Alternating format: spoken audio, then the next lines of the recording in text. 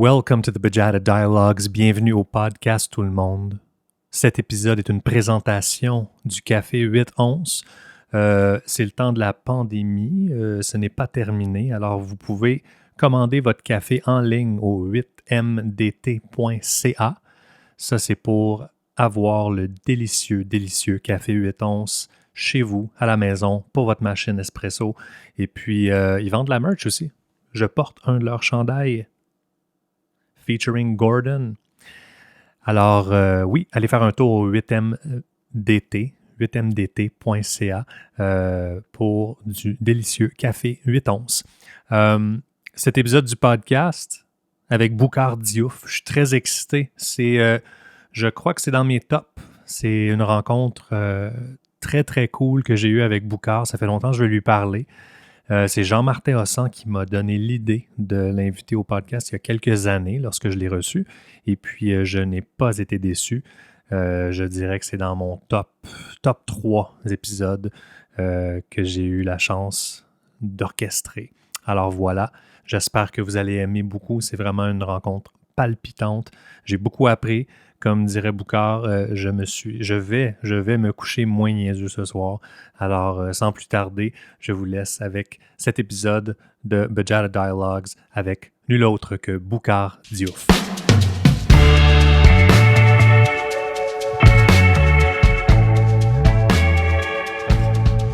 Est-ce que ça écho encore?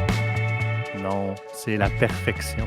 Ah, voilà, ça c'est très bien ça, la perfection. Il paraît que ça n'existe pas. Hein? Ça n'existe pas? Ouais, il paraît qu'on peut tendre asympto. Ça va, Boucar? Oui, t'as pris un verre ce ça matin? va bien. Très bien. Toi aussi? Écoute, je pense que j'ai trouvé la solution pour tout ce qui est COVID. C'est vrai? Ouais, j'ai remarqué, en fait, chez moi, je suis toujours malade habituellement, j'ai toujours la grippe ou le rhume ou quoi que ce soit, puis depuis presque un an, je me lave les mains, puis Oui. j'évite les gens et je reste chez moi, puis Oui. j'ai pas été malade, ça fait plus d'un an. C'est une méthode qui devrait démocratiser ça parce que je pense que ça fonctionne bien là. Ouais, je pense que c'est...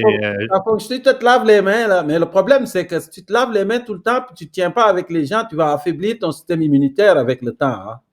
Je comprends. Ouais. Ben, je me tiens avec ma blonde. Oui, mais ta blonde, ça, vous avez partagé des microbes depuis le premier bisou. Juste un French kiss, là, c'est des millions de bactéries de partager. Alors, donc, même si l'amour... des fois, même si ça ne marche pas, vous avez quand même renforcé mutuellement vos systèmes immunitaires. Ça fait que ça compte plus. Ça, c'est ta bulle, comme dirait M. Legault. Ça, c'est ta bulle familiale. Mais il faut que tu t'ouvres aux microbes étrangers. Les microbes étrangers, si tu veux renforcer ton immunité, ça, c'est sûr. Voilà. Sinon, je peux habiter dans ma bulle forever and ever. Mais tu sais que de toutes les façons, la science-fiction l'avait vu venir. Hein? Les gens qui habitent dans des bulles parce que à l'extérieur, ils ne peuvent plus être là. On s'approche de là tranquillement, l'humanité. On n'est peut-être pas conscient de ça, mais on s'approche de là parce que, en tout cas, ceux qui s'intéressent un peu à la virologie savent que le jour où on va libérer tous ces monstres qui sont dans la biodiversité, là, parce qu'on a calculé qu'il reste à peu près 1,7 million de virus qu'on ne connaît pas, juste chez les mammifères et les oiseaux. Mammifères terrestres et oiseaux, 1,7 million de virus. Et de ce groupe-là, il y a au moins plus de 500 000 qui sont susceptibles de nous donner des maladies. Ça fait beaucoup, là. Ça fait que si on tue tous les animaux qui vivent sur la Terre, comme ça on est en train de faire, là, on extermine la biodiversité, il va falloir que ces virus se délocalisent, se relocalisent, parce qu'ils sont dans la biosphère pour rester, n'est-ce pas? Ils ne veulent pas disparaître, hein? C'est un peu comme le réchauffement climatique va forcer plein de gens à migrer vers le nord en disant il faut trouver de la nourriture, mais les virus aussi, tu fais disparaître les animaux. Ça se peut que tu trouves d'autres façons de rester là. Alors, on l'a vu maintenant, l'exemple que je cite souvent, l'exemple que je donne souvent, ce sont les tiques qu'on retrouve chez les chevreuils. Moi, je suis à Longueuil, là, tu sais. Les chevreuils ont déchaîné des passions ici à Longueuil parce que les gens ont peur des tiques. Parce que les tiques, ça rime avec la maladie de Lyme. Mais la maladie de Lyme, les tiques de chevreuil, avant qu'ils viennent sur le chevreuil, ils vivaient chez des petites écureuils, c'est les opposums. Mais avec l'étalement urbain, on a détruit le territoire de ces bestioles qui étaient capables de détruire les tiques. Et donc, les tiques se sont délocalisées sur les espèces opportunistes comme les chevreuils. Mais les chevreuils ne sont pas équipés pour détruire les tiques. Et comme les chevreuils aiment la ville, puis on les trouve mignons et on les a amenés en ville, ben, ça a donné cette épidémie parce qu'il y a beaucoup de gens qui lèvent le drapeau rouge. Hein. Des scientifiques qui disent, attention, l'épidémie, la prochaine à venir, c'est la maladie de Lyme parce qu'on ne connaît rien là-dessus, on ne sait pas comment soigner ça efficacement. Puis, il y en a de plus en plus. Et jusqu'à date, ben, tout ça, dans le fond, c'est pour dire que ce que nous vivons, c'est une crise environnementale. Et c'est très plate qu'on ne l'aborde pas sous cet angle-là. On l'aborde juste sous l'angle sanitaire. Nous sommes touchés, l'humanité, notre nombril a été perturbé, puis on capote, puis on parle de nos sentiments, puis qui a le droit de sortir, qui ne sort pas, mais on ne regarde pas globalement en se disant, nous sommes entrés dans un tunnel, et si on ne fait pas attention, le tunnel va s'élargir tranquillement, et on va être dans la marde jusqu'au cou, comme on dit en bon québécois, là. Ouais, c'est être dans la marde jusqu'au cou, c'est pas drôle. Ça me fait penser, en fait, à un numéro que je crois que tu as déjà vu de M. George Carlin. Oui. À l'époque, en fait, si on l'écoute aujourd'hui, c'est hallucinant là, de voir ce qu'il a prédit ou en fait juste d'expliquer aux gens de façon humoristique que dans le fond, on ne veut pas sauver la planète, on veut sauver nous-mêmes. Mais oui. Puis la planète, elle est bien équipée pour se défendre contre nous. Jason, écoute, la planète, elle a vécu 5 extinctions de masse. 5 extinctions de masse, puis elle s'est relevée à chaque fois, à augmenter quelques millions d'années, une dizaine de millions à peu près, pour que la diversité revienne. Et on l'a vu qu'elle a une résilience extraordinaire, la planète. On l'a vu quand on a confiné l'humanité, là. On a dit aux gens, OK, vous étiez habitués de regarder les animaux dans les zoos, ça va être l'inverse. On va vous enfermer. Et les animaux sont venus tout de suite voir ce qui se passe. Et ça nous a donné une idée de à quel point la Terre peut être très résiliente. On a vu des animaux sauvages, des félins dans les villes, à Santiago, on a vu des baleines dans les calanques, on a vu les eaux de Venise, on a vu des dindes, même à Montréal, les rats en pleine journée. Et puis tout ça, c'est une façon de dire à l'humain probablement, regarde, vous pouvez changer les choses, hein? Il n'est pas trop tard. Mais la planète est résiliente. George Carlin, et je suis content que tu en parles, parce que pour moi, ce n'était pas juste un humoriste, Carlin, c'était un grand visionnaire. Tu sais, on parle de Nostradamus, là, mais c'est de la petite bière à côté de... Carlin a décrit la société américaine, et aujourd'hui, on dit souvent les humoristes, les numéros d'humour vieillissent mal, c'était connu, ce sont des réalités qui varient, et des fois, ce que tu as dit hier, aujourd'hui, tu te ferais prendre pour ça, Mais Carlin, quand tu écoutes encore ces numéros, moi qui suis un fan fini, à chaque fois que j'écoute un numéro de George Carlin, dans tous les domaines, je dis, mon Dieu, qui était là. Mon Dieu, qui voyait l'Amérique. Et je ne sais pas ce qu'il aurait pensé de Donald Trump, mais je te jure, là, c'était quel individu avec des idées qui défient le temps. C'est très rare, ça. C'est très rare, mais c'est vrai que Carlin disait ça. Il disait, j'entends souvent dire, il faut sauver la planète, mais la planète n'a pas besoin de se sauver, là. C'est vous qui avez besoin de vous sauver. Puis quand il prédit aussi le côté, c'est ça, il dit, qu'est-ce que la planète pourrait faire pour se débarrasser de peut-être cette petite nuisance qu'est l'humain, c'est de développer un virus, peut-être? Ben oui, mais c'est une nuisance, l'humain. Tu sais, les gens demandent à quoi ça sert un virus. Mais j'ai déjà répondu ça en journaliste, mais à quoi ça sert un être humain? Réponds à ça. Et quand tu regardes le virus, c'est un parasite. On sait que le parasite existe et que le parasite, il vit au dépend d'une autre espèce, puis après ça, ils peuvent te créer des dommages, puis tu peux mourir de ça. Mais les parasites n'exterminent pas son hôte. C'est exceptionnellement que ça arrive, mais c'est rare. Le parasite, il sait qu'il a besoin de son hôte pour survivre. Ça fait qu'avec le temps, il rentre dans ce que les biologistes appellent une coévolution. C'est-à-dire, on entre dans une relation une guerre froide qui n'est pas très pacifique, mais on ne s'entretue pas tant que ça parce que j'ai besoin de toi, moi, le parasite, pour survivre. Donc, le virus, le SARS-CoV-2, il ne nous exterminera pas. La seule espèce qui en extermine d'autres sur la planète, on la connaît, c'est Sapiens, c'est l'humain. Et on pourrait, toi et moi, là, nommer la liste des espèces que l'humain a fait disparaître, là, puis l'heure qu'on a ensemble, là, on terminerait ça, puis on n'aurait pas fini de faire la liste. C'est une réalité. Et il y a beaucoup de biologistes qui disent, l'humain, qu'est-ce qu'il est pour la Terre? C'est un parasite. Pour vrai, il correspond exactement à la définition d'un parasite, c'est-à-dire quelqu'un qui fout le bordel dans la biosphère, mais qui, en réalité, quand tu demandes qu'est-ce que l'humain apporte concrètement à la biosphère, l'abeille, on sait ce que l'abeille apporte à la biosphère. L'abeille pollinise les plantes à fleurs et en échange, l'abeille est récompensée avec du pollen puis du nectar et contribue à l'augmentation de la biodiversité des plantes sur la planète qui produisent l'oxygène et tout le reste, on peut le dire pour chaque espèce, mais l'humain, je défie quiconque de répondre à quoi il sert dans la biosphère, à part avancer et massacrer à la tronçonneuse en avançant, parce que c'est ça, là. Mais ça correspond exactement à la définition d'un parasite. Parce que Absolument. La biosphère, c'est un être vivant. C'est James Lovelock l'a dit. Dans les années 70, Lovelock a revisité la théorie de Gaïa, qui était présente dans la mythologie grecque. Puis Lovelock, c'est un écologiste britannique, et il dit la Terre, c'est un être vivant qui est doué d'une capacité d'autorégulation. Hein? Et cette autorégulation-là, quand tu décides de mettre un engrenage là-dedans, à un moment donné, il va te faire disparaître. Puis c'est écrit dans La Revanche de Gaïa, que Lovelock a publié dans les années 60. Ça fait longtemps, là, 70. Puis on est rendu là.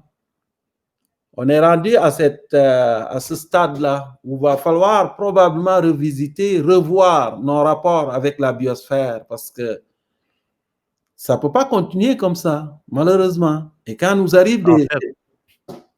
Oui. J'allais dire non, en fait, ça peut continuer comme ça, mais on va disparaître. Ben oui.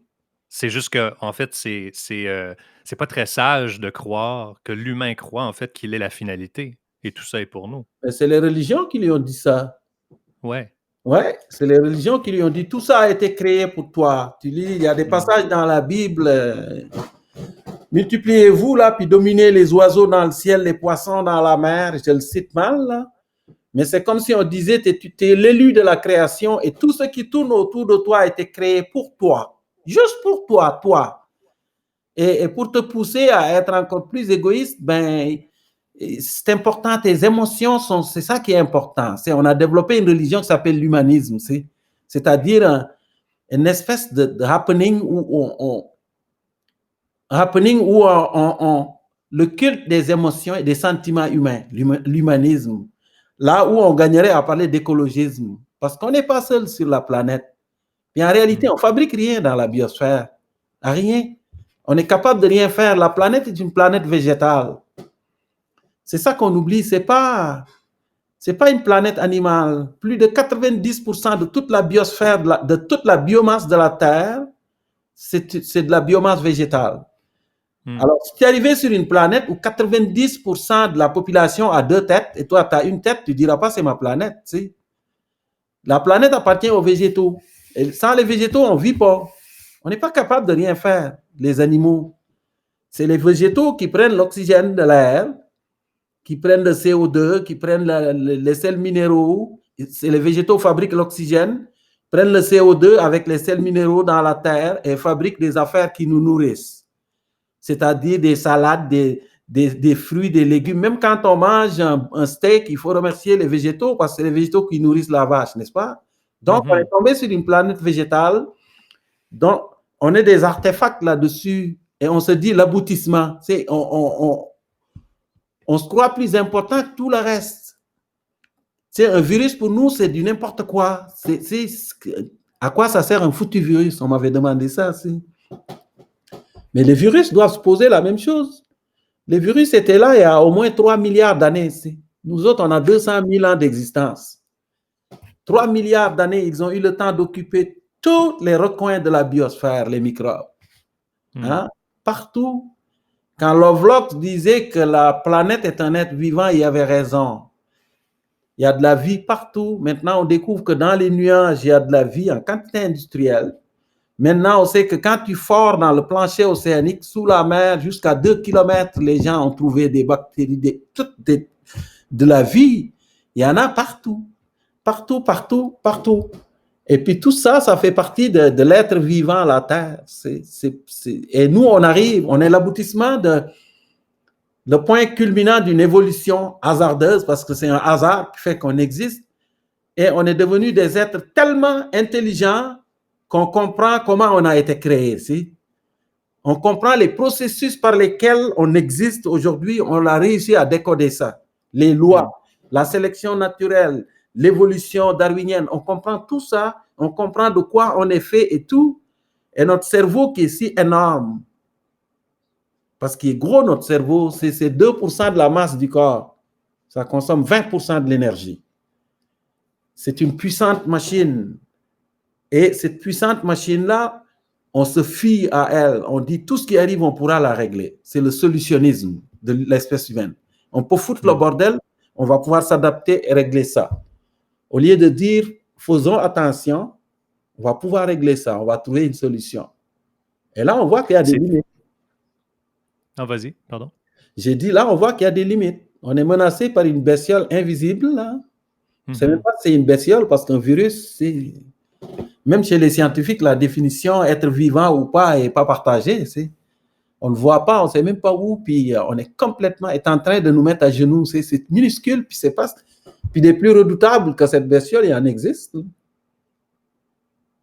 Il en existe. C'est drôle parce que les gens en fait, n'arrêtent pas de parler d'un retour à la normale. Tu sais, de dire c'est quand est-ce qu'on va pouvoir revenir à la normale, comme si la normalité, c'était la solution. C'était que, bon, Oui. on va régler ça va prendre 1 an et demi, 2 ans, puis après, on retourne à la routine. Oui, c'est ça. Le danger, il est là chez l'humain. C'est juste on a tellement d'informations, on n'a jamais eu autant d'informations puis de possibilités de s'informer.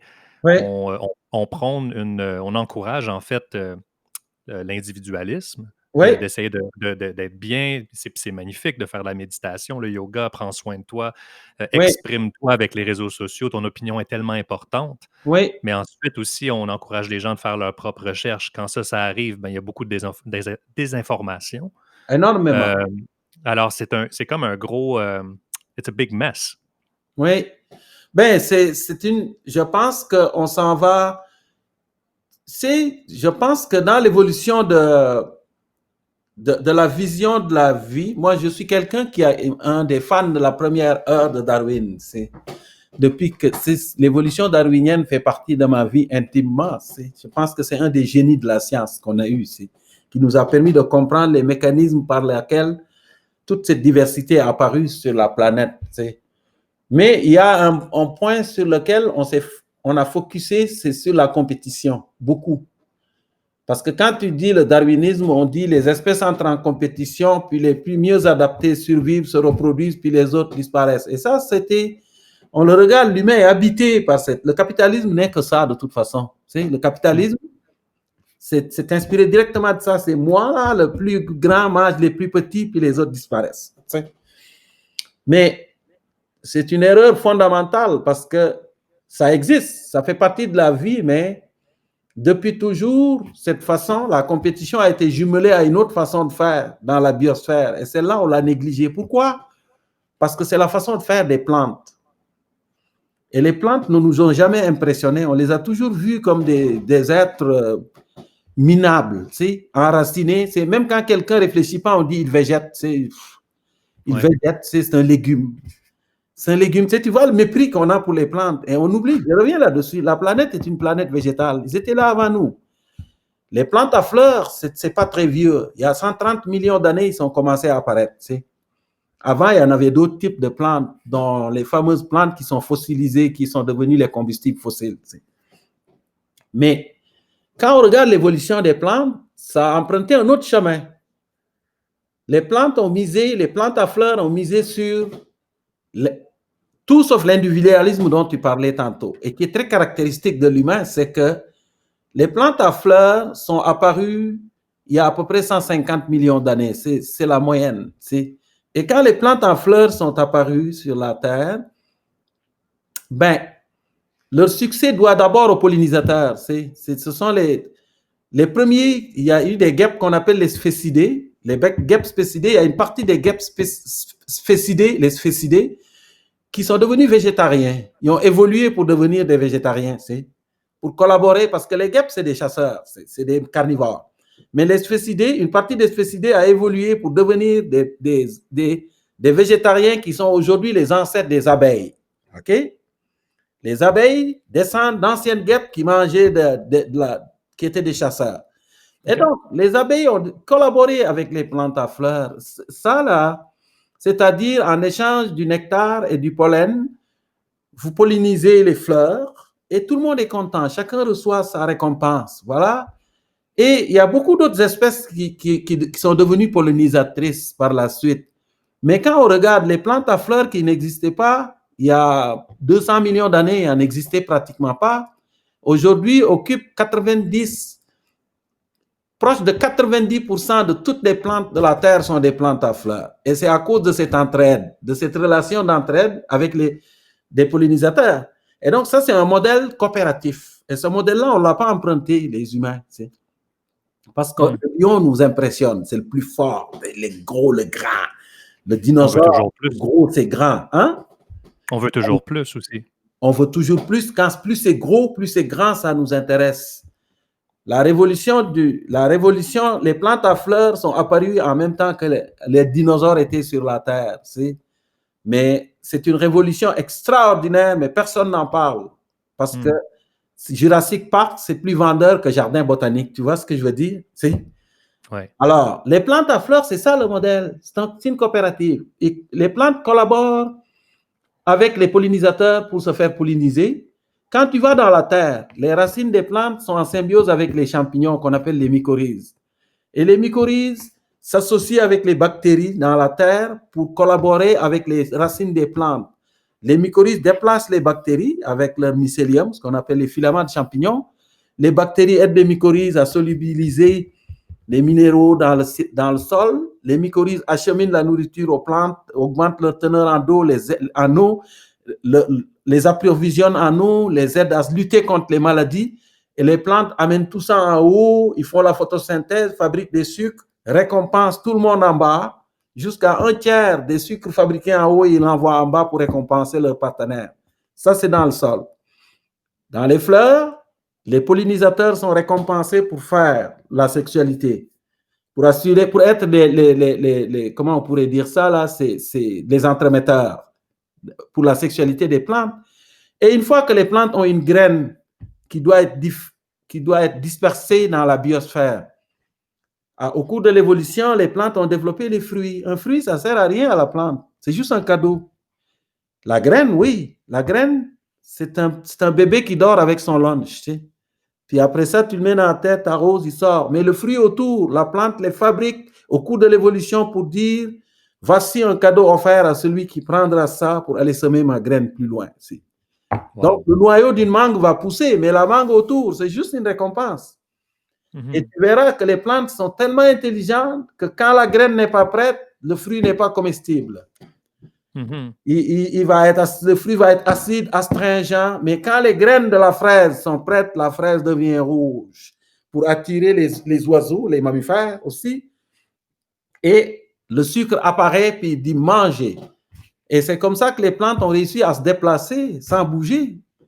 Les animaux viennent ramasser tout ça et s'en vont avec au diable vert, vont les semer. Et donc, ce modèle-là, pour revenir à ce que je te disais tantôt, c'est que ce modèle-là était celui à copier pour vivre durablement avec la biosphère. C'est-à-dire un modèle, un système coopératif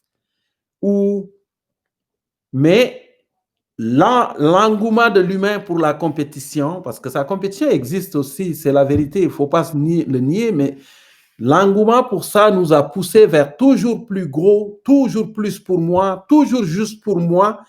Et du coup, on arrive à un stade où tu as des gens qui ont comme 52 milliards de dollars et d'autres qui n'ont rien à manger, mais ça sert à quoi? Ça me fait penser, encore une fois, je suis un grand fan d'humour, puis je me souviens d'un sketch de Louis C.K. qui parlait Ouais, de Lucifer, Dieu oui. qui revient et puis qui voit comme qu'est-ce que vous avez fait. Je vous ai laissé une planète, tout était beau, tout était Mais parfait. oui, Je vous ai laissé. Ils disent, ah, mais c'est parce qu'il fallait oui, manger. Ben oui, mais je vous ai laissé de la bouffe par terre. oui, Vous auriez pu. oui, Tu sais, tout est comme. Puis là, mais pourquoi? Mais pour aller plus vite, pour avoir du pétrole, puis après oui, ça, pour travailler. Mais c'est quoi exactement. travailler? Exactement. Il y a aussi Georges Carlin a écrit un numéro qui s'appelle My Stuff. Oui. More things, more Ouais, stuff. j'amène mes affaires. Puis là, quand je voyage, il faut que j'amène dans ce pays-là, il faut que je prenne des valises pour mettre mes affaires là-dedans. Tu sais. J'arrive Oui, là, parce que je les n'ai pas gens, assez d'affaires. Hein. les gens étaient nomades jusqu'à un certain point. Ben oui. Puis là, on est sédentaire, puis c'est comme puis on aime ça. Je veux dire, ça nous titille, ça nous flatte dans le sens du poil d'avoir Oui, stuff. oui, on ramasse. On Mhm. ramasse, mais en fait, on amasse pour ses héritiers parce qu'une vie humaine, c'est très. C'est quoi? C'est une fraction de. C'est comme ça. Mhm. Dans l'échelle du temps, des temps géologiques, c'est absolument rien, mais en même temps, ce rapport avec la biosphère c'est un rapport malsain et qui n'est pas durable. Ça ne Ouais. marchera pas. Et pour les gens qui écoutent ton podcast, moi, je pense qu'il faut lire un livre qui s'appelle Le bug humain. Le bug humain, c'est écrit par un scientifique français qui s'appelle Sébastien Boller. Sébastien Boller a écrit Le bug humain où il raconte grosso modo que nous sommes programmés génétiquement pour s'autodétruire. L'humain est programmé pour s'autodétruire à cause de ce que je viens de te dire tantôt, là, c'est-à-dire que on le voit devant qu'on s'en va vers un mur, mais personne ne s'arrête. C'est-à-dire qu'à chaque année, les gens se réunissent pour dire il y a le sommet de Tokyo, le sommet de Paris, il faut régler le climat et tout. Et là, tu dis ils vont faire quelque chose, mais personne ne fait rien. Mais on le voit, le réchauffement climatique, on le voit, on voit qu'on s'en va vers le mur, mais personne ne peut s'arrêter. Pourquoi? Et lui, il dit, c'est parce que dans nos structures cérébrales, il y a une vieille structure, celle qui est responsable de la sécrétion de la dopamine. Et la dopamine, c'est une drogue qui est très addictive et qui a servi beaucoup à nos ancêtres lointains. Parce que c'est un motivateur. Tu as mangé une bonne poutine aujourd'hui, mais là, il faut que tu travailles là pour en manger une autre demain. Regarde, tu avais ramassé des fruits ici, là, il faut que tu avances plus vite, puis essaye de regarder plus loin pour voir s'il y a d'autres fruits parce que ça va te faire du bien. Alors, mais c'est addictif. C'est addictif. Puis en fait, Alors, les compagnies de réseaux sociaux, ils ont tout compris ça, en fait, en nous la même donnant chose. des injections de Oui, dopamine constamment avec des absolument. notifications. Exactement, c'est basé là-dessus. Parce que La l'information, faiblesse de l'homme. ça fait partie de la faiblesse de l'homme. Parce que avoir de l'information sur son environnement, ça a été une préoccupation de nos ancêtres lointains, chasseurs-cueilleurs, avant la sédentarisation dont tu parlais. Donc, tout ça, toujours plus de nourriture, il faut que tu trouves de la nourriture parce qu'ils ne mangeaient pas tout le temps. Sauf que tout ça, c'est un héritage qu'on a d'il y a longtemps et qui est encore en nous. C'est mon ami Cyril Barrette, qui est professeur à l'Université Laval, professeur émérite et retraité, il dit souvent, en dessous, notre manteau culturel est très épais, mais en dessous, nous avons les mêmes gènes qu'il y a 50 000 ans. Et c'est ça le problème de l'humain, un peu. Parce que toutes ces structures-là sont là, mais pour les satisfaire, maintenant, on dit manger. Si on mange, tu es récompensé par ta dopamine. Nos ancêtres, ils ne mangeaient pas tout le temps. Et ils bougeaient beaucoup. Mais maintenant, on a énormément de nourriture avec les mêmes structures qui disent mange. Ça va te faire du bien. Et donc, tu peux en manger encore plus, ça va te faire du bien. Et du coup, la planète n'a jamais été aussi obèse. Et les gens continuent de s'empiffrer. La richesse, c'est pareil. Avant, c'est les rois qui en avaient et qui accumulaient. Maintenant, on dit, allez-y, ramasse là. Parce que les temps durs s'en viennent, il faut que tu en ramasses. Et les gens ramassent. Et il n'y a personne qui est satisfait, jamais. La sexualité, c'est la même chose. Maintenant, l'Internet, c'est un buffet ouvert. Et les gens sont là. Les statistiques, tu voyais le nombre de personnes qui sont là-dessus par heure. Et la quantité d'argent que génère l'industrie de la pornographie, c'est épouvantable. Alors, tout ça, tous ces éléments-là qui sont un peu addictifs et qui sont le reflet d'un certain conditionnement évolutif de l'espèce humaine, on ne peut pas décrocher de ça. Même l'insatisfaction en fait partie. Il y a un professeur du collège Columbia qui le dit, il dit l'insatisfaction, c'est génétique chez l'humain. L'humain est toujours insatisfait. Quand tu lui donnes quelque chose, il veut autre chose tout de suite. Et même quand il a 50 milliards, il veut un autre milliard après. Parce que c'est comme ça, il est comme designé comme ça. Et du coup, on avance vers l'autodestruction. C'est ça qu'il dit, en fait. En fait, la sagesse qu'on pourrait avoir ou apprendre de tout ça, c'est de vivre avec cette insatisfaction-là, de vivre avec l'ennui, de se dire c'est normal d'être triste des fois, puis après ça, il y a des moments de bonheur, il y a des moments de tristesse, il y a des moments d'ennui.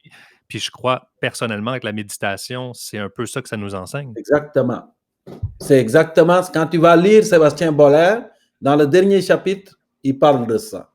Okay. Il parle de la pleine conscience, il parle de retourner chez les anciens philosophes qui avaient une espèce de sagesse, des gens comme Épicure, qui est peut-être le moins bien cité de tous les philosophes, les anciens philosophes, parce que pour les gens, Épicure, c'est quand tu es épicurien, c'est parce qu'il faut que tu fasses le tour des restaurants de Montréal puis tu bouffes dans la chair, alors que dans la philosophie épicurienne, c'est totalement l'inverse. C'était quelqu'un qui enseignait la retenue. C'est beaucoup. C'était pas un hédoniste comme l'hédoniste qu'on décrit. Il y a ça, mais la méditation y est pour quelque chose. Ou alors peut-être qu'il va falloir trouver une façon génétiquement de nous changer, de changer les humains, faire un humain génétiquement débranché de la dopamine, parce que sinon là, on s'en sortira pas là. Je veux dire, on ne peut pas. Le rapport que nous entretenons avec la biosphère ne peut pas continuer. C'est impossible. C'est une espèce. Nous, on a calculé que si on rapportait l'histoire de la Terre en une journée de 24 heures, l'humain est apparu sur la planète à 23h59 et 56 secondes. 4. C'était pas dans Sapiens, ça, qui parlait de ça? Harari? Harari, je ne sais pas s'il a évoqué cet aspect-là, mais c'est un bouquin que je pense qui est intéressant à souligner pour les gens qui nous écoutent, de le lire, Sapiens. Mais on dirait que tout le monde le lit, ce livre-là. C'est comme chaque fois que je vais chez quelqu'un, Sapiens est sur la table. C'est intéressant. C'est un livre qui est très, très intéressant. Je pense que pour voir un peu l'évolution d'Homo sapiens, faire le lien entre les chasseurs-cueilleurs puis la sédentarisation et voir où on est arrivé, ça, quand même, c'est un portrait assez global. Il y a Homo Deus qui est pas pire aussi, du même auteur. Oui, les deux, en fait, j'ai trouvé que c'était très bien vulgarisé. Oui, ben oui, c'est une belle vulgarisation parce que le défi quand tu écris des trucs comme ça, c'est de pouvoir les présenter pour que le grand public s'approprie des concepts qui sont parfois impénétrables parce que c'est tout l'art de d'écrire d'Harari parce que même quelqu'un qui vient pas de l'univers des sciences de l'évolution, de la biologie est capable de rentrer dans son œuvre puis de comprendre un peu comment ça s'est passé. Comment il y a un podcast qui vient d'apparaître, je pense que c'est la semaine dernière. C'est le podcast du réalisateur de Social Dilemma, le film sur Netflix qui parle des algorithmes puis de toutes les compagnies de tech et tout ça, qui reçoit Harari, Yuval Noah Harari. Puis les deux ensemble, une conversation de 2h30. C'est magnifique. C'est magnifique. C'est un grand vulgarisateur. Franchement, là, c'est quelqu'un de fantastique.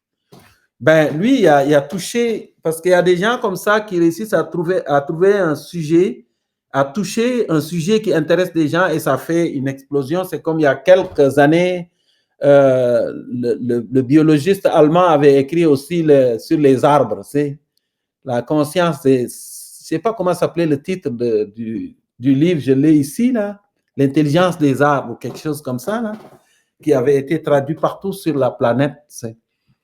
Puis c'est un peu ça, mais je pense que jusqu'à maintenant, malgré toutes les données qu'on a, on se rend compte d'une chose, c'est qu'on ne peut pas s'empêcher d'aller vers le précipice. C'est quand même incroyable. On avance vers ça. Tout le monde regarde son nombril. Là. On oublie tout ce qui vit sur la Terre. La bio, c'est fantastique ce que la nature a créé en 3,5 milliards d'années. Tout ce que tu peux imaginer dans ton esprit existe quasiment dans le monde vivant. Je parlais de ça hier avec mon beau-père, parce que moi, je ne suis pas quelqu'un qui lit beaucoup de science-fiction. Puis j'ai dit, moi, je m'intéresse au monde des parasites. Puis quand tu t'intéresses au monde des parasites, il n'y a rien qui te surprend en science-fiction, parce que tout ce que tu peux imaginer existe déjà pour de vrai. Ça existe dans la nature. de voir cette extraordinaire radiation évolutive qui nous a donné une planète mais d'une splendeur et d'une diversité de vie, et de voir qu'une seule espèce sapiens avance avec une tronçonneuse là, puis détruit tout ça là, c'est très triste. C'est très triste parce que quand on y pense, c'est comme si on avait un sablier, un gros sablier comme ça, les espèces qui disparaissent et on ne pourra jamais retourner ça. On a calculé que le rythme d'extinction qu'on a maintenant, là, la 6e extinction, est de 100 à 1000 fois supérieure aux extinctions naturelles. 100 à 1000 fois. Et quand on regarde ça, tu peux dire que toi, Jason, tes petits-enfants, ils ne verront probablement pas un éléphant dans la nature. Un éléphant, une girafe, un hippopotame, et tout ça, là, probablement qu'ils ne le verront pas. Mais si je peux me permettre de faire l'avocat du diable, peut-être, ça fait quoi que mon petit enfant ne verra pas un hippopotame? Ben, je trouve que je trouve ça, mais je trouve ça absolument triste parce que c'est son droit. Je veux dire, je trouve que c'est comme si on disait, il y a un énorme tableau qui a été fignolé sur 3,5 milliards d'années, parce que c'est ça, là. C'est ça la biosphère. Un énorme tableau fignolé sur 3,5 milliards d'années. Nous, on a eu l'occasion moi, j'ai eu l'occasion de s'émouvoir de ce tableau, de toucher, de le voir, d'apprendre des choses là-dessus. Et une fois que j'ai fini, je barre tout ça, puis je mets le feu. C'est un peu ça. C'est vrai que ça ne lui fait rien de ne pas... Ils vont le voir peut-être au zoo, l'éléphant, mais moi, je pense que c'est une question philosophique, la question que tu poses. Ben, en fait, c'est qu'en me libérant, si j'écoute Carlin et tout, et en me libérant du fait que l'humain n'est pas la finalité, et que peut-être un jour, nous allons disparaître, puis il va y avoir des insectes qui vont survivre et tout ça, et des virus, que eux, ils vont pas se dire « Ah, c'est plate, j'ai pas vu l'humain à l'époque. » Tu comprends ce que je veux dire? Oui, je comprends ce que... Oui, j'ai vu, mais c'est vrai que... Comme moi, j'ai jamais vu les dinosaures, tu sais. Hein? Comme, mettons, moi, j'ai jamais vu le dinosaure, j'ai jamais vu un ours polaire en personne, tu sais. Oui. Puis est-ce que ma vie est... Mais je pense que c'est beaucoup plus le respect du caractère sacré de la vie. Pour moi, c'est surtout ça, là. Je trouve que c'est respectueux de balayer en un clin d'œil dans l'histoire de l'évolution ce que la nature a mis au point des millions d'années à fignoler. on n'est définitivement pas respectueux. Mais c'est vrai ce que tu dis, parce que ce que je viens de dire, je le dis sous l'angle humain. Il y a quelque chose d'humain là-dedans, mais moi, c'est un peu comme un biologiste qui parle. Dans mon cas, c'est juste que pour moi, c'est irrespectueux. C'est un manque de respect du caractère sacré de la vie. Les sociétés anciennes, quand ils tuaient un animal, les Inuits, les Premières Nations d'ici, et un peu partout sur la planète aussi, il y avait un rapport avec la nature qui était plus sain. Qui était parce que il était beaucoup plus sain.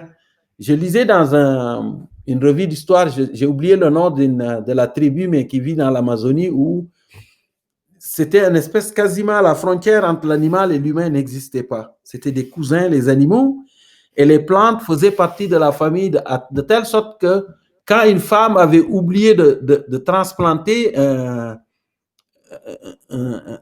une plantule de maïs, de maïs, pas de maïs, mais de manioc, de la transplanter, les anciens disaient que la dame va rêver d'un enfant qui pleure. Un enfant qui manque de nourriture et qui pleure. Il va faire un cauchemar. C'est une façon de voir la vie que je trouve tellement plus poétique et respectueuse. Mais je veux dire, c'est vrai que tes arrière-petits-enfants, s'ils ne voient pas un éléphant, nous autres, on ne l'a jamais vu, les dinosaures. L'humain n'a jamais rencontré les dinosaures. C'est ça. Mais il reste que en fait, c'est la philosophie de destruction que je trouve poche, parce qu'il est évitable. C'est comme j'ai déjà rencontré quelqu'un qui... Je lui ai dit, bon, j'ai parlé d'une œuvre parce que je suis musicien. Je lui ai parlé d'une œuvre de Leonard Cohen, puis elle me dit, ah, qui?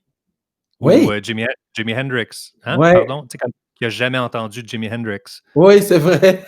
Mais tu te dis, ben, pourtant, elle survit, elle va très bien, elle étudie en architecture, tout, tu sais, Ouais, comme, mais ça lui a manqué, ça lui a échappé complètement. ouais, Puis je me c'est dis, bon, vrai. ben moi, je peux être fâché. Voyons donc, tu connais pas Jimi Hendrix, tu connais pas Leonard Cohen, tu connais pas Joni Mitchell. Mais Oui, la personne, elle est comme, ben là, tu me pointes du doigt, tu m'attaques. Moi, ça va, là. ouais. Non, mais c'est fou ce que tu dis là.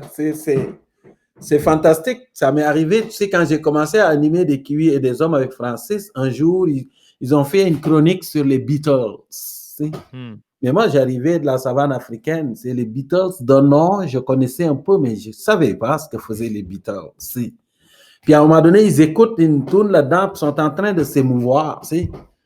Puis moi, j'ai dit, c'est ça, là.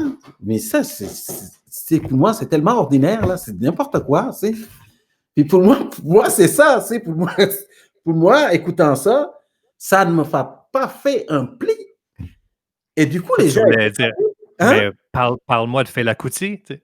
Mais oui, c'est ça, comme fait là, moi, ça me touche. Et du coup, j'ai reçu plein de courriels de gens qui m'ont dit, t'es prétentieux, tu sais, t'es pour qui tu te prends, là? Pour devoir. Et puis j'ai dit, mais oui, mais là, vous, c'est votre génération à vous. Tout l'emballage publicitaire des Beatles, puis toute la civilisation occidentale qui. Moi, j'ai pas vécu là-dedans, là. J'étais dans mon village à l'époque. Fait que, tu sais, vous pouvez pas me transférer tout ça en l'espace d'une fraction de seconde. Tu sais, ça m'impressionne pas, puis j'ai le droit, tu sais. Mais ça découle ce que tu dis, tu sais.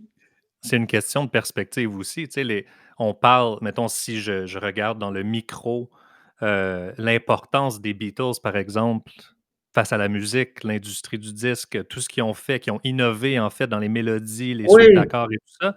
oui, Mais quand on parle du big picture, en fait, de Sapiens et puis des milliards d'années, je veux dire, déjà dans 1000 ans ou dans 3000 ans ou dans 5000 ans, on va s'en calisser, tu sais, du son de snare de Ringo Starr. Moi, je parle souvent de ça avec les gens. Puis les gens se fâchent. mais ça, c'est très anthropocentrique en passant. Pour vrai, là, c'est. Je suis d'accord avec toi parce qu'on est tellement centré sur nous, les humains, là. C'est comme s'il n'y a rien Ouais. d'autre qui existe. Il y a juste nous.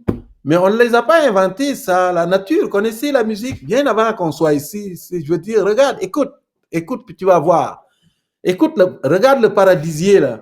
L'oiseau, le paradisier, faire une parade nuptiale, puis tu vas voir. C'est tellement On extraordinaire. voit à quel point qu'on voit le temps comme ça de notre nombril. Moi, je Oui, le vois encore, je prends un autre exemple dans la musique. On voit beaucoup les artistes en ce moment, les compagnies de disques, tu sais, se fâcher, s'offusquer du fait qu'il y a du streaming et puis que les oui, ventes ne sont pas pareilles que dans les années 90. Puis, mais bon, on se base sur le sommet de la montagne, de l'opulence et puis de la richesse et des ventes de disques et tout ça. Mais oui, qui a dit que c'était ça la normalité? Tu sais? oui, La musique, c'était du folklore avant, c'était gratuit, ça se partageait. Alors, ça a monté. On vendait des disques années 40, 50, 60, 90, c'est le summum. Et oui, ensuite, ça redescend, ça redescend. Puis là, on se dit, hey, moi, je veux conduire une Mercedes puis vendre des disques. Puis... oui. Mais il n'y a personne qui a dit que c'était censé rester comme ça pour l'éternité. C'est vrai pareil. Hein. Notre cerveau est très bizarre.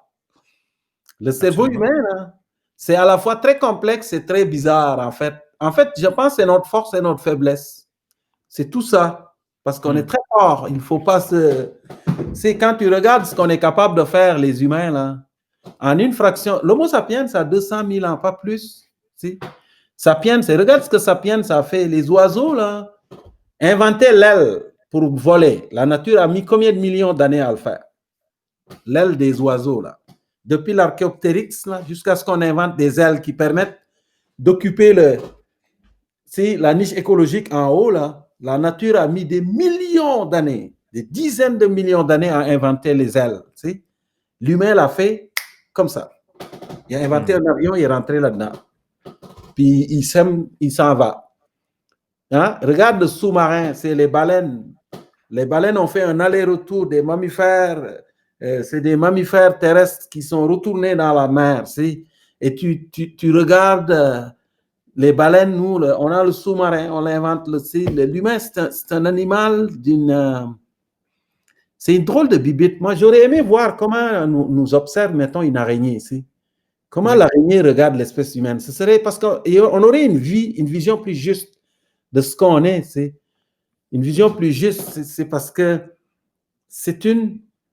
Peut-être qu'ils nous voient comme des extraterrestres, en fait. Tu sais, les extraterrestres qu'on cherche, là, partout, peut-être qu'on est ça, en fait. C'est nous, les extraterrestres. Peut-être, parce que on a un mode de vie, là, que pour moi, regarder sous l'angle d'un autre animal, là, ça doit être absolument déstabilisant de voir ça, là. Petit bipède qui marche, qui n'a aucune force, tu sais, parce que qui ne peut pas mordre quelqu'un, il fait mal, il ne court pas vite. En vitesse, là, on a de l'endurance, mais la vitesse, on va pas plus, on va pas vite, tu sais, on n'a pas la force physique d'un éléphant. Mais tout ça, on l'a contourné et on a réussi à quand même à exploiter juste ça, cette énergie-là du cerveau. Tu sais, Harari le raconte dans son livre Sapiens. Quand tu regardes, l'humain a été sous-estimé par tous les grands prédateurs. Quand ce bipède parti de l'Afrique a essaimé partout sur la planète, et quand les humains sont arrivés en Australie, on pense qu'il y a à peu près en 35 et 45 000 ans, il y avait des animaux là, gigantesques qui vivaient là, des reptiles, des trucs, mais une des lois de la nature, c'est que quand tu es plus petit que moi, tu ne m'attaques pas. Hein? Tu sais, je veux dire, tu ne verras pas un chat attaquer un éléphant en disant je vais le tuer là. Alors, tous ces animaux qui étaient gigantesques, voyant un petit bipède arriver, ils se sont dit, j'ai pas besoin de courir, qu'est-ce qu'il peut me faire? Et c'était sans compter sur ça. Alors, partout où l'humain est arrivé, quelques milliers d'années plus tard, toute la mégafaune a disparu. Tous ceux qui ne le craignaient pas ont été massacrés jusqu'au dernier. Et c'est un peu ça En tout cas, je ne sais pas, C'est drôle que tu parles d'araignée, en fait, parce que moi, je soulève souvent le point que, on trouve tellement attachant et beau et tout ça, les chats, les chiens, c'est comme des êtres sacrés.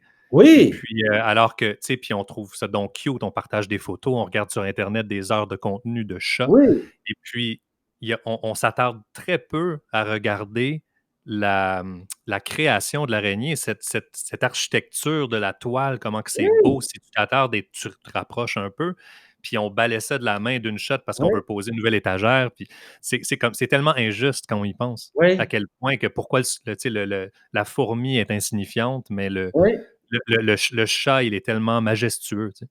Puis pourtant, pourquoi le chat, en fait? Ben non, il ne fout rien.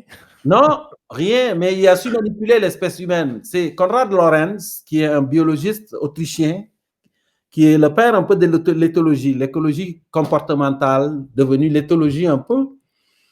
Konrad Lorenz le disait déjà il y a très très longtemps, il dit les humains sont émus par les animaux qui ont des yeux ronds. Tous les êtres vivants qui ont des yeux ronds et qui poussent des cris semblables à un cri de bébé, genre... Et ça les émeut. Pourquoi ça les émeut? Parce qu'ils ramènent ça aux autres.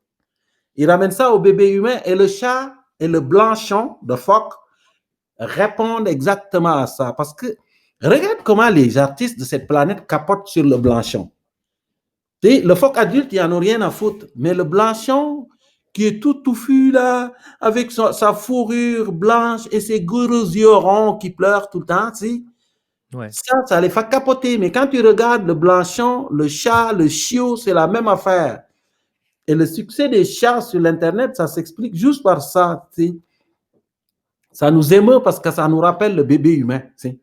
Et le chat, ça a été ça. Le chat, c'est un animal qui n'a jamais été domestiqué par l'humain. Le chat, c'est un manipulateur. Il l'a compris. Moi, je soupçonne. Les Égyptiens ne les vénéraient pas pour rien. Tu sais.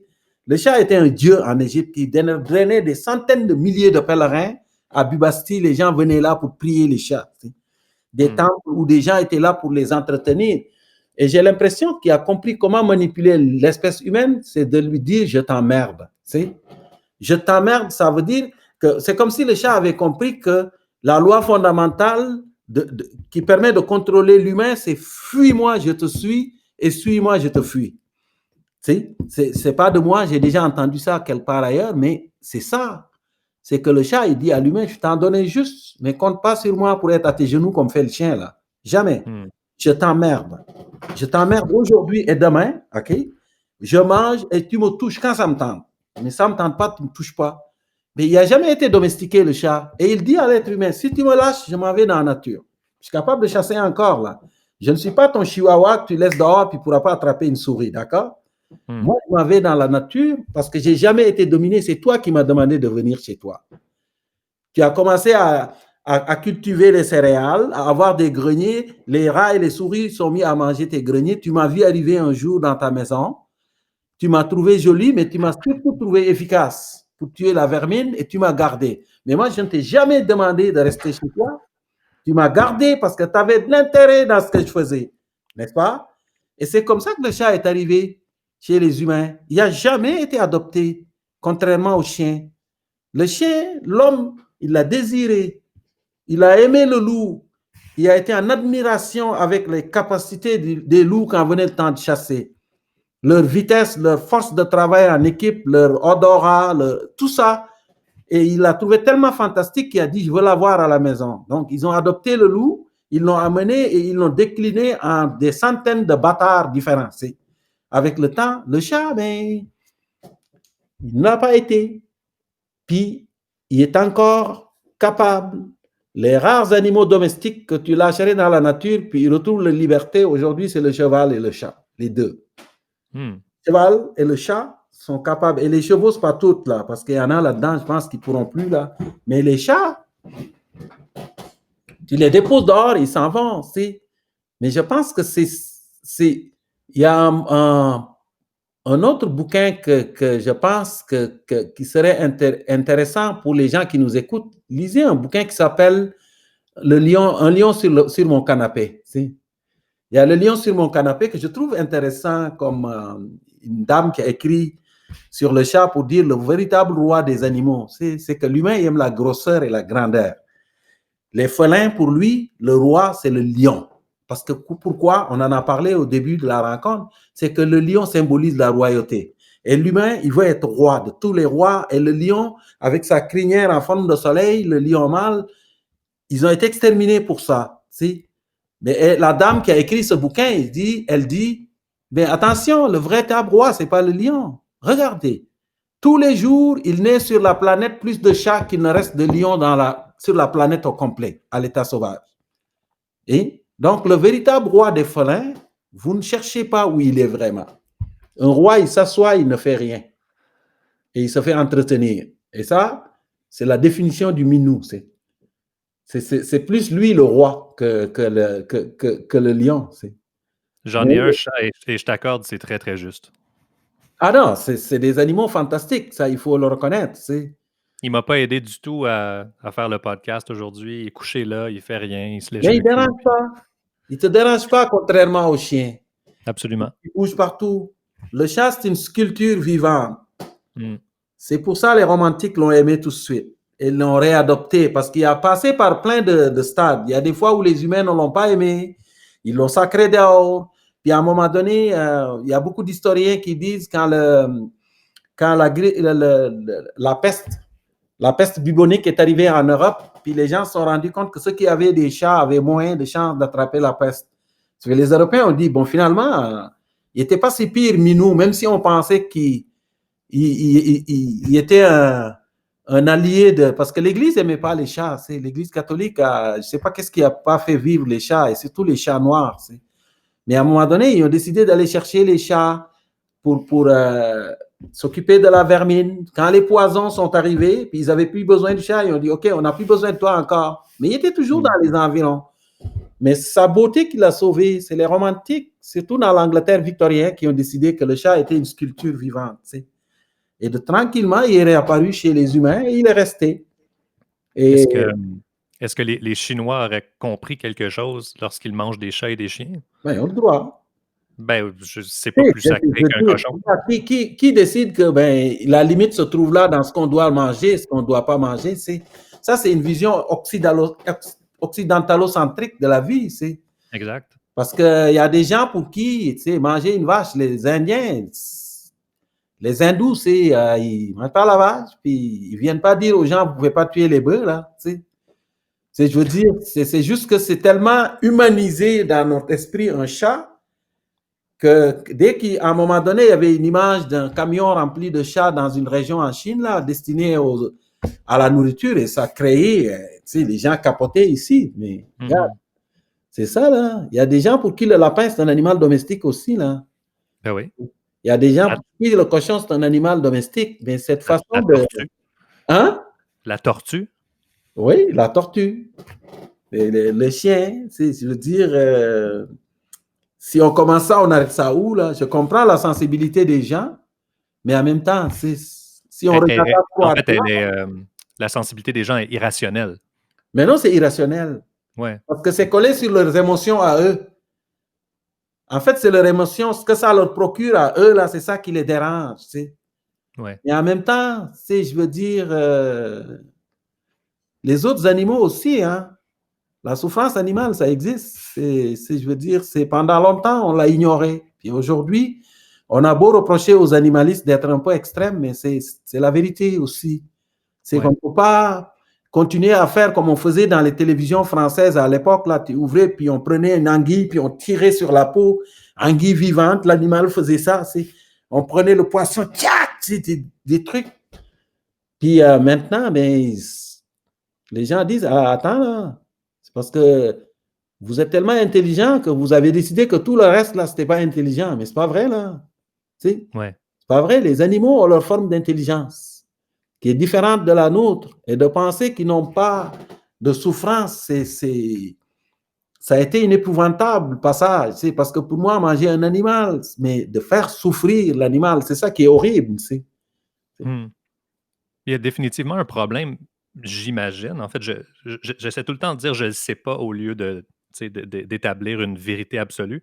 Mais il y a définitivement un problème de surpopulation. Parce que si on voulait vivre d'une façon très écologique et puis manger la vache qui a été en liberté et tout ça, ça ne pourrait pas être mis en pratique pour toute l'humanité des 8 milliards d'humains. Impossible. Alors, Ouais. faut retourner au modèle des plantes.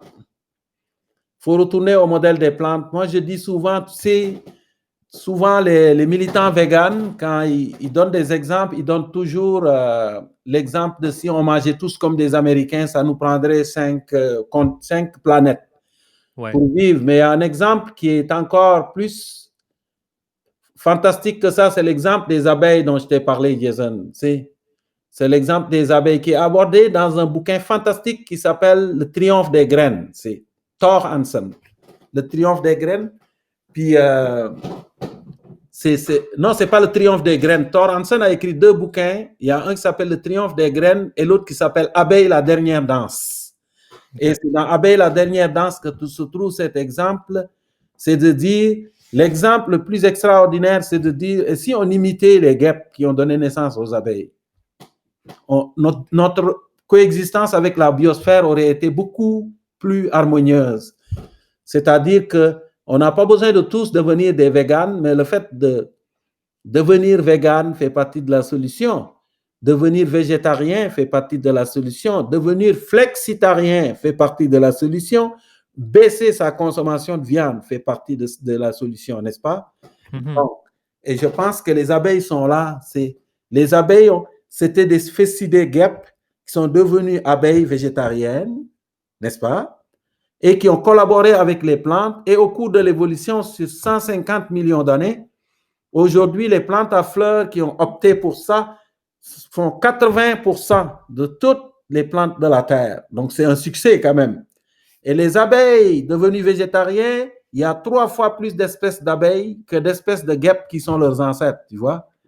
Alors, donc, si on veut vivre en harmonie avec la planète, c'est peut-être ça le modèle qu'il faut copier. Et l'idée n'est pas de dire aux gens devenez tous des véganes, parce que je ne pense pas que l'humain soit végane de nature. Mais il y en a qui seront véganes, d'autres qui vont devenir végétariens, d'autres qui vont dire je vais être flexitarien et d'autres qui vont baisser leur consommation de viande. C'est ça, le lien entre les abeilles et les plantes est là pour nous rappeler que c'est une réalité. Ouais. Je t'écoute parler, puis en fait, je dis pas ça péjorativement, mais je sens quand même un certain niveau de pessimiste envers l'avenir. Ah, oui. est-ce que tu regardes des gens comme, moi, je prends un exemple, c'est comment il s'appelle? Boyan Slat, qui est le jeune homme, en fait, dans la vingtaine, qui, lui, s'est donné comme mission de nettoyer les océans Ah oui, et oui, je connais, oui. qui a tout développé, en fait, le système, puis bon, ils mettent ça en application, puis ça fait des résultats. Est-ce que Oui. tu vois quand même une lueur d'espoir à travers tout ça? Puis est-ce que ça prend un choc plus intense qu'un virus comme on connaît en ce moment pour vraiment nous toucher personnellement, pour dire, hey, OK, on va changer notre habitude, que ce soit même de manger de la viande 2 fois par semaine au lieu de 5, tu sais? Mais je pense que il y a Hubert Reeves a écrit un bouquin qui s'appelle Là où croit le péril, croit ce qui le règle aussi. Je pense que c'est à peu près ça le titre. C'est-à-dire que l'humain, il est capable du pire, mais du meilleur aussi. C'est pas, il n'y a Ben pas oui, quelque chose de négatif. Il y a quelque chose chez l'humain qui est fantastique quand il veut. Mais je ouais. pense que le pessimisme y est. C'est la raison pour laquelle c'est que je ne pense pas que, grosso modo, on pourra régler la chose par le bas. Hmm. Ce que je veux dire, c'est que ce que je fais, ce que Boukhar fait, ce que Jason Bajada fait, ça fait partie de la solution. Il y a la fameuse théorie du colibri. Je ne sais pas si tu connais le petit conte d'Amérique du Sud, là. Ouais. Il y avait le feu, c'est l'espèce de feu dans la forêt, là, puis les animaux couraient partout. Puis à un moment donné, il y avait le colibri qui allait dans le petit lac, puis prenait des gouttes d'eau, puis jetait sur le brasier. Puis le tatou qui lui demande, mais qu'est-ce que tu fais là, là? Penses-tu vraiment pouvoir éteindre le feu avec tes gouttes d'eau, là? Puis le colibri qui lui répond, mais je ne sais pas si je vais l'éteindre, mais je fais mon devoir. Il y a des Ouais. gens qui voient ça comme ça. En fait, Que, il y a un parallèle. Il y a des gens qui disent est-ce que ça vaut vraiment la peine si on vide un bain avec un dé à coudre alors qu'il y a ouais, quelqu'un qui verse une chaudière à côté dans le bain? voilà, c'est ça, là, en fait. C'est une autre image assez fantastique de la même chose.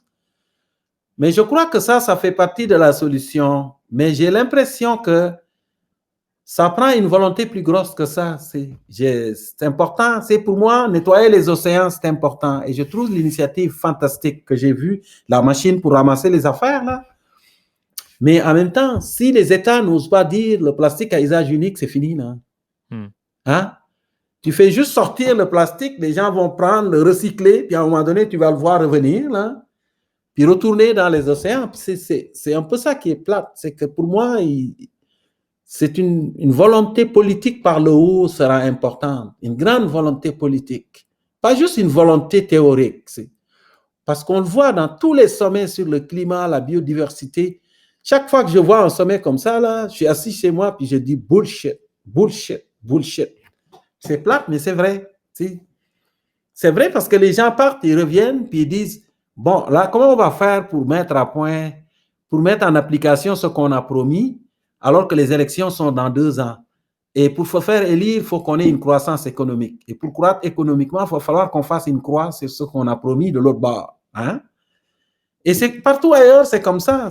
Donc, mais il y a des pays qui essayent et qui font des efforts. Les Scandinaves en font partie. Tu le vois, ils essayent. Et je pense que les pays occidentaux, qui sont les pays riches, devaient au moins donner l'exemple. Donner l'exemple, parce que c'est eux qui ont bénéficié de la croissance économique qui a pollué toute la planète. Pour vrai, là? Mais on peut se permettre justement de donner l'exemple de tous les petits gestes qu'on peut faire dans Oui, une journée. Ceci étant dit, il y en a certains qui disent, bon, la majeure partie de la pollution va venir de la pauvreté, en fait. eh Puis il ben faut oui. régler ce problème-là. Quelqu'un comme, je regardais récemment un documentaire sur Bill Gates, Oui, qui semble s'intéresser aux problèmes sanitaires, les toilettes, oui. le système d'égout. Est-ce que tu vois quand même j'imagine que c'est quelque chose qui est bien et puis d'une Ben solution oui, qu'il faut attaquer principalement? ben oui. Ben moi, je pense que c'est important, même si Bill Gates, la vision des complotistes ces temps-ci, faut Parce pas. que les gens peuvent pas, les gens peuvent pas s'attarder à diminuer leur consommation de paille ou de viande ou tu sais, toutes ces choses-là si leur main, en fait, leur truc principal, c'est juste de sauver leur peau, en fait, Ben parce oui. c'est un désastre total, puis ils n'ont pas d'eau potable, puis c'est comme par leur pas de manger moins de viande ou de ci Oui, ou de ou de ça. sauver la girafe. Quand ils savent que si on terrasse une girafe, on pourra manger le village complet, c'est ça. C'est ça la vérité, c'est cette inégalité qui est très intrinsèquement reliée à l'espèce humaine, parce que ce n'est pas juste une compétition entre individus, c'est une compétition où alors aussi les nations les plus fortes sont allées dans les nations les plus faibles, les ont conquis, sont appropriés les richesses et les télécommandes, même maintenant qu'ils leur disent vous êtes libres, ils ne sont pas si libres que ça. Je veux dire, après le colonialisme, ça a été le néocolonialisme. C'est-à-dire qu'on n'est plus là, mais toute l'élite dirigeante qui vous dirige, ben, ils ont été formés dans les pays d'Europe, sont venus vous diriger, on est capable de les télécommander à partir des puissances colonisatrices. Et il y a tout ça qui fait partie de la chose, mais tu ne peux pas dire aux gens sauver les gorilles et les trucs quand les gens, ils n'ont rien à manger. Malheureusement, et l'exemple, on parle beaucoup d'anthropocentrisme. Hein? L'anthropocène, c'est pour dire cette ère qui est marquée par l'arrivée de l'humain sur la planète. Mais il y a beaucoup de gens qui disent non, la destruction de la planète, on ne devrait pas l'appeler l'anthropocène, mais le capitalocène. Le capitalocène, parce que c'est le capitalisme. Le capitalisme qui en premier a ramassé beaucoup. Et donc, les problèmes que nous vivons aujourd'hui, je veux dire, les nations développées sont responsables de ça à 90%. Là. Je veux dire, c'est pas le Mali là, qui a réchauffé la planète, ni le Sénégal. Là. Je veux dire, et là, qu'est-ce qu'on fait? Qu'est-ce qu'on fait si on ne donne pas l'exemple? Les pays du Nord ne donnent pas l'exemple de dire, bon, ben, écoute, pour lutter contre les gaz à effet de serre, même si on sait que l'Inde, il ne cédera pas tout de suite, il va falloir que nous, on fasse l'effort de dire, on switch vers les énergies vertes. Ce sera déjà ça, n'est-ce pas? Mais de dire, comme font certains politiciens, à quoi ça sert de changer quand on sait que ben, les gaz à effet de serre n'ont pas de frontières, puis l'Inde va continuer de polluer. Ben, si on raisonne comme ça, on ne s'en sortira jamais, là. Ouais. On ne s'en sortira pas, là. L'Inde n'a pas le même niveau de développement que vous avez atteint, mais le niveau de développement que vous avez atteint, vous l'avez atteint comment?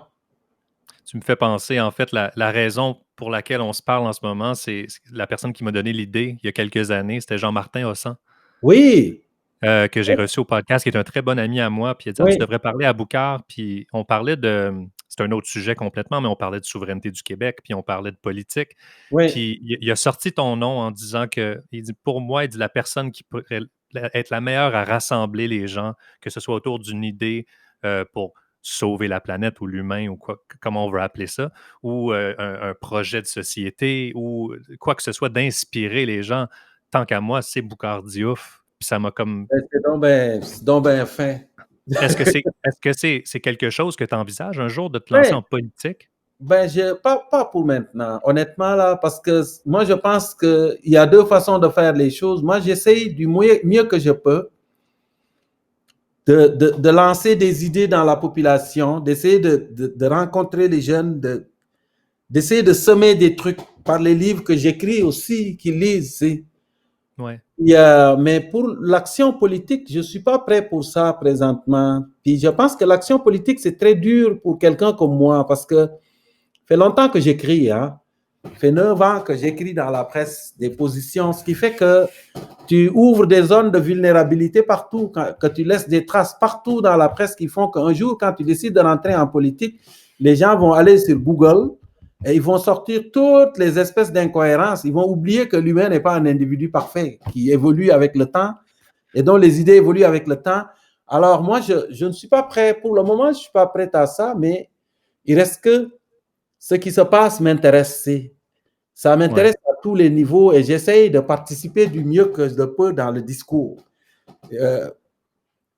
Toujours en empruntant ce qui me caractérise de plus, parce que moi, je suis un écologiste. C'est ça ma job, pour vrai. Je me définis d'abord comme un biologiste, un océanographe de formation et quelqu'un qui aime beaucoup aussi faire de la pédagogie. C'est autour de sujets un peu complexes, essayer d'amener ça au grand public. C'est ça que je fais. Et des fois, j'emprunte le chemin de l'humour, des fois par le chemin de la chronique, des fois, c'est par un bouquin que j'écris. Je viens de terminer un bouquin hier que j'écris depuis quelques mois qui porte sur qui va s'intituler probablement cet animal domestiqué par les microbes. C'est le bipède. Boucard, donne-moi 2 secondes, j'ai le soleil d'en face, moi, là. OK, il n'y a pas de problème. Je vais baisser le star, je veux que tu me parles de ton bouquin. 2 secondes.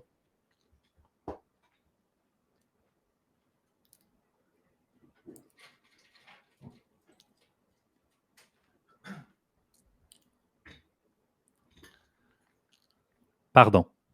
Il n'y a pas de quoi. Mais oui, excuse, tu as terminé ton bouquin hier, tu disais.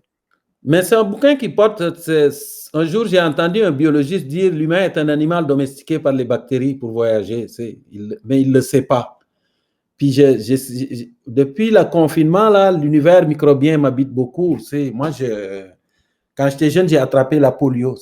On a eu une épidémie de polio, puis beaucoup d'amis qui ont laissé...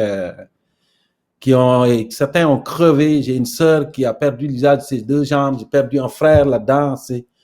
Et moi, j'ai perdu une jambe. Ça a été comme un peu la marque de ma vie. Là. Je veux dire, j'ai écrit un bouquin au complet dessus il y a quelques années consacré à ma mère sur cette jambe pour dire comment ça a été. Un virus a tracé mon histoire.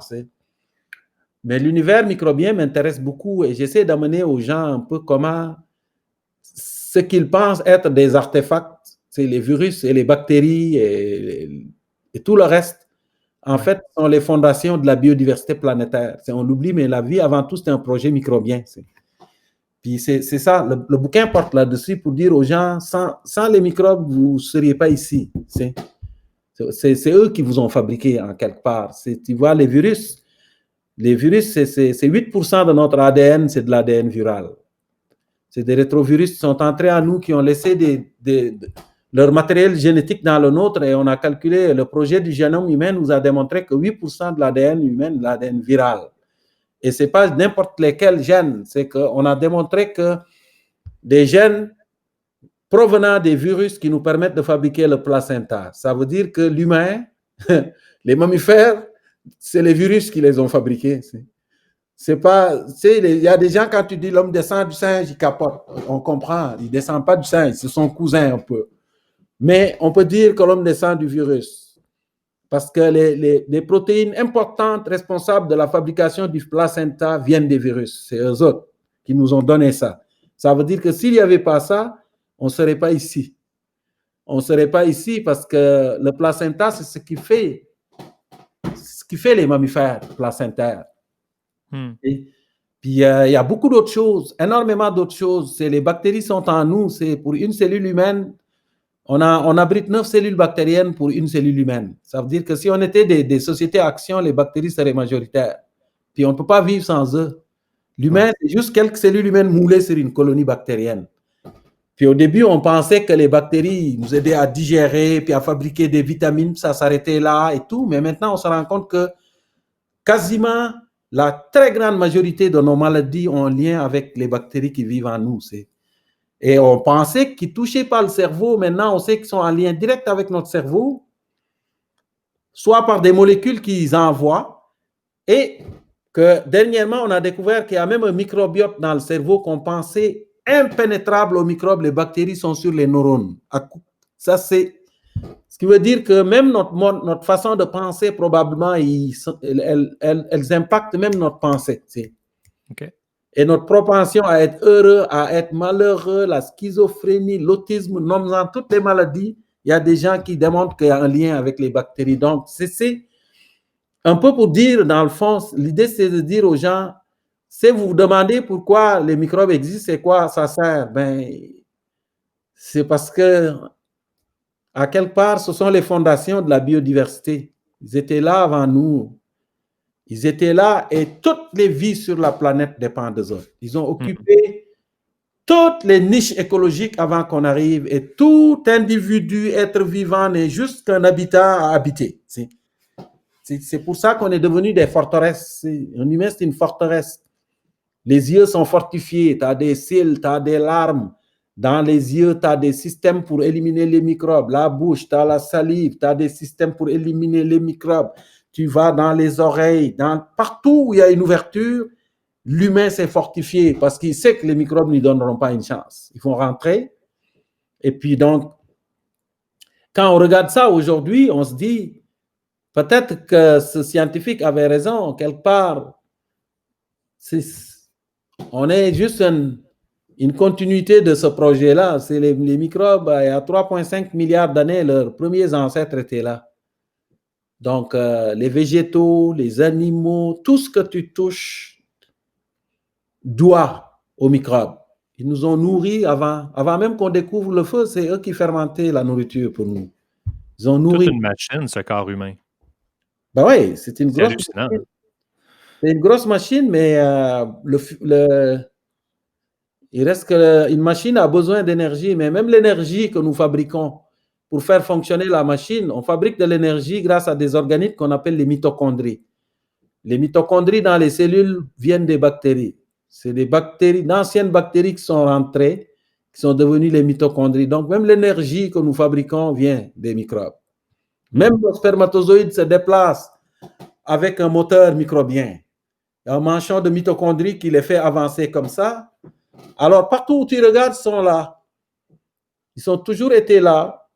Et probablement que nous allons partir, puis c'est peut-être aux autres qui vont recommencer une nouvelle civilisation. Peut-être. Peut-être. C'est drôle parce que tu parlais tantôt, tu as très bien décrit et vulgarisé tout ce qui est côté. Tu parlais de champignons et tu parlais d'en dessous la terre. Oui. Tout le réseau, en fait, comment les plantes se parlent. Puis récemment, j'ai écouté un documentaire qui s'appelle Fantastic Fungi, Oui. qui démontre tellement bien avec les images sublimes, en fait, tout ce système-là, comment ça fonctionne, puis Oui. comment les plantes, comment en fait, la moisissure, les champignons se parlent. Oui. Et puis après ça, même, ils vont aussi loin. Je le conseille à tout le monde. Il est disponible sur Apple en location. Et puis, en fait, ce mec-là, il étudie beaucoup, en fait, les champignons du côté les médicinal, les psychédéliques et Oui.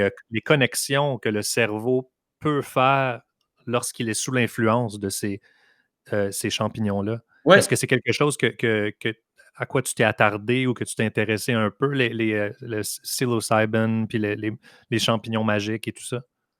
Ben non, je connais un peu le sujet. Je peux pas te dire que je connais la chose au niveau cérébral, mais je connais ce dont tu parles, en fait. Parce qu'il y a aussi des bienfaits pour qui découvrent. En fait, ils ont Oui. arrêté les recherches pendant les années 70, je crois, puis là, c'est comme recommencé, puis Oui, ils trouvent j'ai des vu des gens bienfaits qui pour guérissent des l'Alzheimer's, maladies puis mentales avec ça, là. ouais, la dépression, là. Ils guérissent des maladies mentales, mais le cerveau humain, c'est une continuité de quelque chose qui était là avant. Hein. On a des récepteurs du cannabis, pas pour rien. Je veux dire, c'est des drogues. Ce qui entretient le cerveau, c'est nous, ce qu'on appelle ça, normalement en physiologie, on appelait ça autrefois des drogues neuromusculaires. Mais l'humain, c'est un drogué de nature. Là. Je veux dire, la drogue fait partie de sa vie depuis longtemps. Il faut juste voir combien la dépendance aux drogues a amené les humains à faire des choses absolument épouvantables dans leur vie. Puis, c'est pas juste les drogues dures, comme les hallucinogènes, un peu comme les champignons, mais tu regardes juste le café. Ouais. Regarde ce que le café a fait faire à l'humanité. Le café, c'est une drogue. Je veux dire, c'est une dépendance que les gens développent. Et l'alcool, les cigarettes. L'alcool, la cigarette, le cannabis, l'opium. Ceux qui aiment l'histoire savent que l'Angleterre a fait 2 guerres avec la Chine, qui sont appelées la guerre de l'opium. Les drogues qui sont bonnes sont taxées et celles qui sont bannies, en fait, comme les champignons et le cannabis, ben là, maintenant, c'est régularisé, mais sont plus nocives pour une raison X. C'est quand même fascinant. Oui, mais comme l'alcool. Mais il y a un anthropologue américain qui s'appelle Patrick McGowan. Puis Patrick McGowan, il a dit, je trouve c'est une explication fantastique parce que les gens se sont demandé beaucoup pourquoi l'humain a domestiqué les céréales. Parce que céréales, là, est-ce qu'il y a quelque chose de plus insignifiant qu'un grain de blé ou de grain de riz? Pourquoi dans cette biodiversité de plantes où il y avait des plantes qui produisaient des racines énormes, le taro, le manioc, les mangues, et tout ça, on a décidé qu'on domestiquait des céréales, avec une petite graine qui, quand elle est mûre, elle éclate, puis elle tombe par terre, puis elle disparaît, puis il faut que tu en cultives. C'est une question. Et Harari l'aborde un peu dans Sapiens. Pas cet aspect-là, mais McGovern lui dit c'est le côté drogué de l'être humain qui a poussé à domestiquer les céréales, c'est l'alcool. C'est la capacité de fermenter les céréales en utilisant quoi? La puissance des microbes. On revient aux microbes. Parce que s'il n'y avait pas les microbes, on n'aurait pas pu faire manger les céréales avant. Mais les microbes sont capables de panifier, de transformer, d'extraire de la farine de blé quelque chose d'extraordinaire.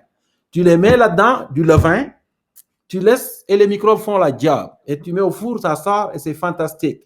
Mais lui, Patrick McGovern, il dit que c'est cette capacité à fermenter les céréales un peu qui a poussé les humains à les domestiquer.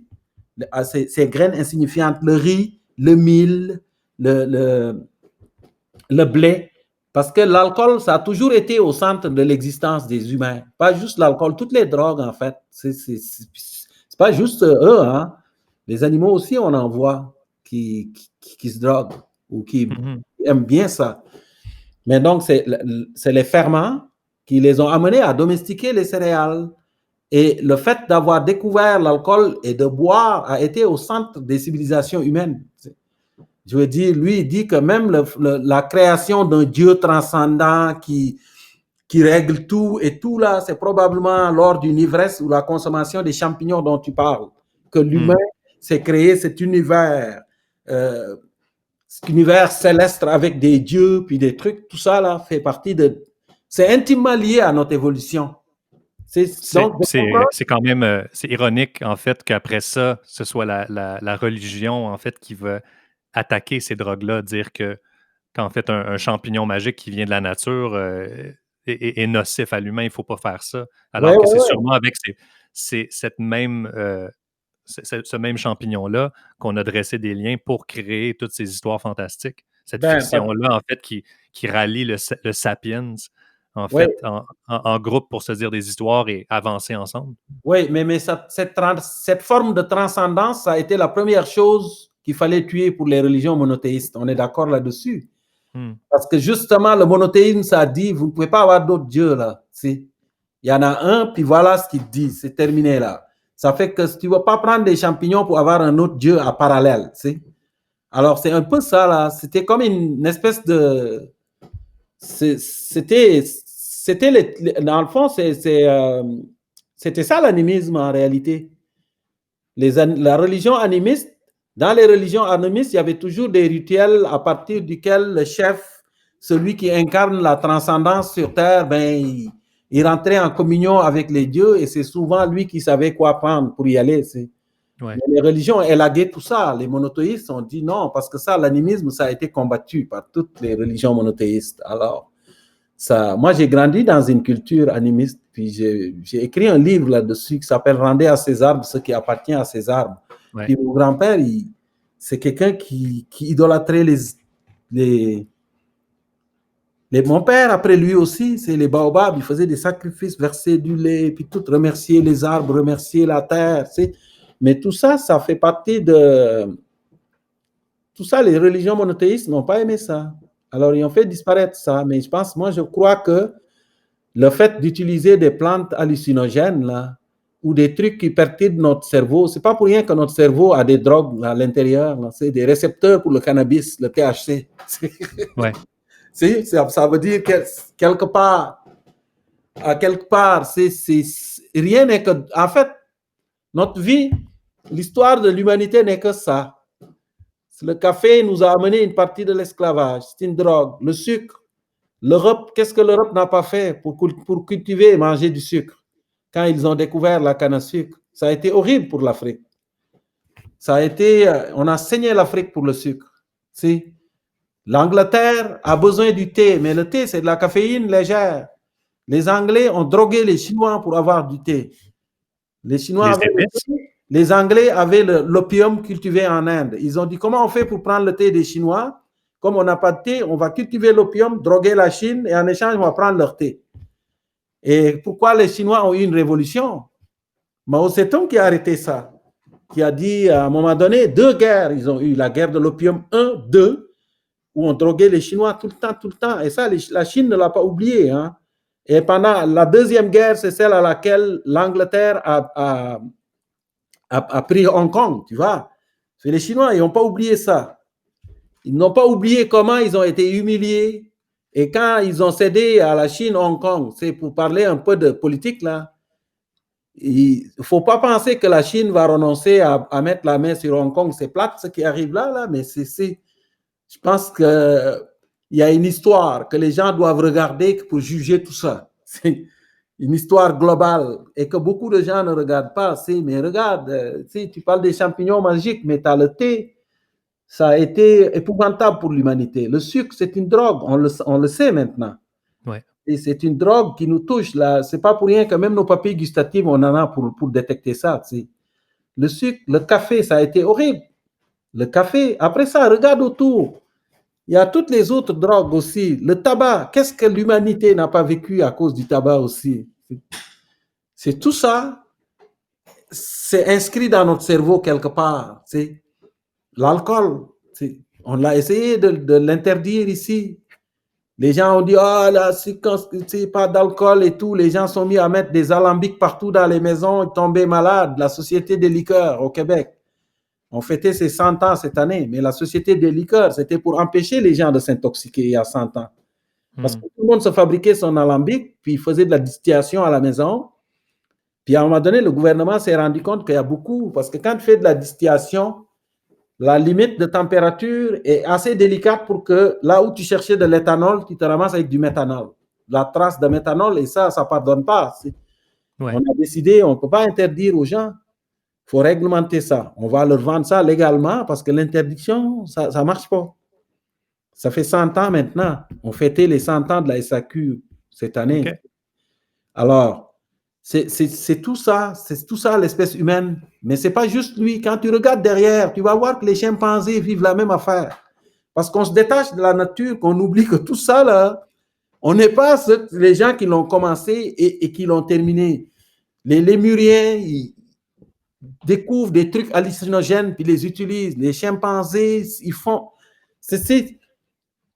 On n'est pas les chimpanzés, ils trouvent des fruits fermentés et puis les mangent. Puis des fois, ils sont complètement ça arrive. C'est pas... On n'a rien inventé, en fait. On est juste le dernier étage de quelque chose qui a commencé il y a 3,5 milliards d'années, et qui pourrait tout recommencer à un moment donné. Hein, on a inventé le podcast. Oui. Le podcast, on l'a inventé, mais on n'a même pas inventé. Moi, je dis le podcast, on utilise l'Internet, mais les plantes ont inventé l'Internet. Ouais. Les végétalistes appellent ça le Wood Wide Web. Le triple W des plantes, c'est ce que je t'ai raconté tantôt. The World Wild Web. Wood. Ah, Wood Web. Wood Wide Web. Wood Wide Web. Oui, ça, c'est l'Internet des plantes qui existait bien avant. C'est-tu parce Moi, j'aime bien, je viens juste d'inventer le World Wild Web. Oui, OK, ça, celui-là est moins poétique. Mais l'Internet des plantes, c'est les champignons. Le lien que les plantes entretiennent avec des filaments de champignons sur des distances extraordinaires. Ouais. Et toute l'information passe par là. Ils communiquent, ils partagent l'eau. Et le Wi-Fi, on ne l'a pas inventé. Les plantes connaissaient le Wi-Fi avant. Les plantes communiquent par des molécules. Ils produisent de l'éthylène et l'envoient dans l'air. Puis les autres plantes peuvent le capter puis dire, hey, nom de Dieu, il y a des prédateurs qui arrivent. C'est quoi ça? L'ocytocine, c'est un Wi-Fi. Une maman qui entend son bébé pleurer puis son sein commence à couler. C'est une molécule qui s'appelle l'ocytocine qui fait ça. L'ocytocine, donc, c'est un système Wi-Fi, n'est-ce pas? Donc, à quelque part, on met en application des choses qui existaient déjà. Il y a des insectes qui sont capables de sentir la présence d'une femelle à 10 km de distance. Les criquets font ça, juste en sniffant, juste comme ça. Alors, en fait, on revisite d'autres choses, on les modernise, mais la vérité, c'est que quand tu regardes dans la nature, tout ce qu'on ressort aujourd'hui, c'est parce que ça existait. Parce que la nature a eu le temps. 3,5 milliards d'années de temps. Ouais. À fignoler des choses. L'évolution, c'est un travail d'orfèvre. C'est sur une longue distance. Voilà. Puis Nous, on ne va pas durer 3,5 milliards. Non, je ne pense pas, nous. Au rythme où on est, là, Ouais. pas sûr. Peut-être On qu'on va, va se- se revirer de bord. on va se foutre des Beatles dans 1 milliard d'années. Mais les extraterrestres vont passer peut-être, une nouvelle civilisation, puis ils vont trouver ton podcast, puis ils vont dire, nom de Dieu, mais de quoi ils parlent? Hein? Ah, ou alors ils vont dire, hey, ces deux-là, ils étaient des visionnaires, ils l'ont vu venir pareil. Ouais. Mais en fait, ce que j'aime beaucoup de toi, Boucard, c'est que je sens que tu joues pas dans les extrêmes, tu joues dans les faits, la science. En fait, moi, c'est ce qui me choque beaucoup de ce temps-ci. On dirait qu'il y a vraiment des extrêmes, le clivage, Ah, oui. la politique, en fait, l'extrême gauche versus l'extrême droite, les deux Oui. tapent ses nerfs. Puis, en fait, mais des fois, on a des questions qu'on est un peu gêné de poser Oui. parce qu'on n'est pas équipé, puis parce qu'on en fait, on dirait on aime les questions, on aime les podcasts, on aime les grandes discussions, mais on n'aime pas la confrontation. Et puis, ce que moi, je me demande, en fait, il y a des questions qui sont peut-être légitimes, telles que, puis là, on parle de la pandémie en ce moment, on parle du vaccin, on parle de ça, puis oui, on voit des gens qui vont manifester contre les masques, puis que c'est complètement ridicule, mais est-ce qu'il y a des questions qui peuvent se poser telles que ce virus-là, tu parlais de la Chine tantôt, Oui. qui n'oublie pas, en fait, puis est-ce que c'est légitime, est-ce que c'est correct, en fait, de poser la question, est-ce que ce virus-là aurait pu mieux être contrôlé? Est-ce qu'il a été créé en laboratoire? Est-ce qu'il a été sorti, en fait, ou libéré pour peut-être avoir une revanche que l'Occident Ouais. a causée? Ou est-ce que c'est ridicule? Ou... Ben, moi, je pense qu'il n'y a aucune question qui est ridicule. Moi, je pense que c'est les certitudes. Les certitudes qui sont dangereuses. Pour moi, Ouais. là, mais il n'y a personne qui peut dire si le virus, ça se peut qu'il soit échappé d'un laboratoire où on faisait des expériences sur les coronavirus. Qui peut prouver que l'inverse? On ne sait pas. On ne sait pas. Ce qu'on peut dire, par contre, c'est que les coronavirus existent. Je veux dire, c'est quelque chose qui existe. Et quelles que soient les circonstances, le virus, il est là. On le sait qu'il est là puis qu'il fait des dommages. Ouais. Ça fait que, mais je pense que c'est des questions qui se posent. Moi, c'est plus des certitudes qui me font peur, Jason. C'est que les gens sont tellement certains de leur affaire, tellement certains de leur affaire que tu dis, OK, il n'y a plus de discussion là. Puis tu l'as bien dit, les extrêmes là, je trouve qu'on a beaucoup d'extrêmes dans les pays occidentaux, surtout maintenant, là, deux extrêmes. Puis moi, je pense que se parler, ça se passe au centre. C'est quand on est là, à l'autre extrême, chacun, là, on ne peut que se lancer crier des bêtises en quelque part. Tu sais. Moi, je me considère quand même gauche, progressiste, mais il y a vraiment des moments où je trouve comme tu dis, les certitudes me font peur, puis de se proclamer, en fait, de se prononcer expert après avoir lu 2 articles, c'est peut-être un peu, c'est quand même dangereux, tu sais, puis on l'a vu, en fait, on le voit beaucoup de ce temps-ci, en fait, avec des gens que tout à coup détiennent la vérité, alors que c'est tellement une richesse et quelque chose de beau de dire: «Je ne sais pas, mais je pose la question, est-ce que ça se peut?» Oui, ou discutons. C'est toi, puis on discute. Mais moi, je pense que c'est un des gros problèmes. En tout cas, j'ai écrit un texte là-dessus dans la presse la semaine passée, là, puis cette semaine. Puis j'ai comme l'impression que cette façon de faire qui est exacerbée beaucoup par les médias sociaux, là, moi, je pense que c'est le plus gros problème des pays occidentaux aujourd'hui. Parce que, dans le fond, le virus, ce que ça nous a révélé, c'est que on vit dans des nations qui n'ont. Ça nous a révélé à quel point les démocraties libérales sont des microcosmes de groupuscules. De beaucoup de groupuscules, chaque groupuscule parle à son monologue, mais ça ne fait pas une conversation. Et on voit pourquoi on est inefficace face au virus. C'est tout ça que les gens doivent se poser. Comment ça se fait que maintenant les pays d'Asie, Singapour, Hong Kong, la Chine, la Corée du Sud, ont réussi à contrôler le virus, et les nations occidentales, il n'y en a pas quasiment une qui a réussi à s'en sortir. C'est parce que les gens, il y en a plein qui sont dans des théories du complot, à n'en plus finir, et échafaudent leur vérité. Et moi, je regarde tout ça, puis je me dis, où est-ce qu'on s'en va avec ça? Parce que moi, un jour, là, s'il y avait une tension entre ce que l'Occident considère comme ses ennemis, là, on pourrait leur dire, écoute, tout ça là, c'est dû à une dinde sauvage qui est descendue sur la terre et qui a lancé une grenade, tu sais, puis il y a plein de gens qui vont croire à ça. Imagine le potentiel de propagande que ça représente. Ouais. Le nombre de complotistes qu'on a là, des gens qui sont certains qui détiennent la vérité, que tout ce qu'on leur dit, c'est parce qu'il y a quelqu'un qui planifie quelque chose. Ah, puis ça va. Là, quand on parle de complotistes, en fait, on dirait qu'on a le réflexe de penser la droite, mais ça arrive autant à la gauche. Ah non, c'est pas juste des gens de droite. Il y en a beaucoup de gens de la gauche là-dedans. Ouais. Énormément.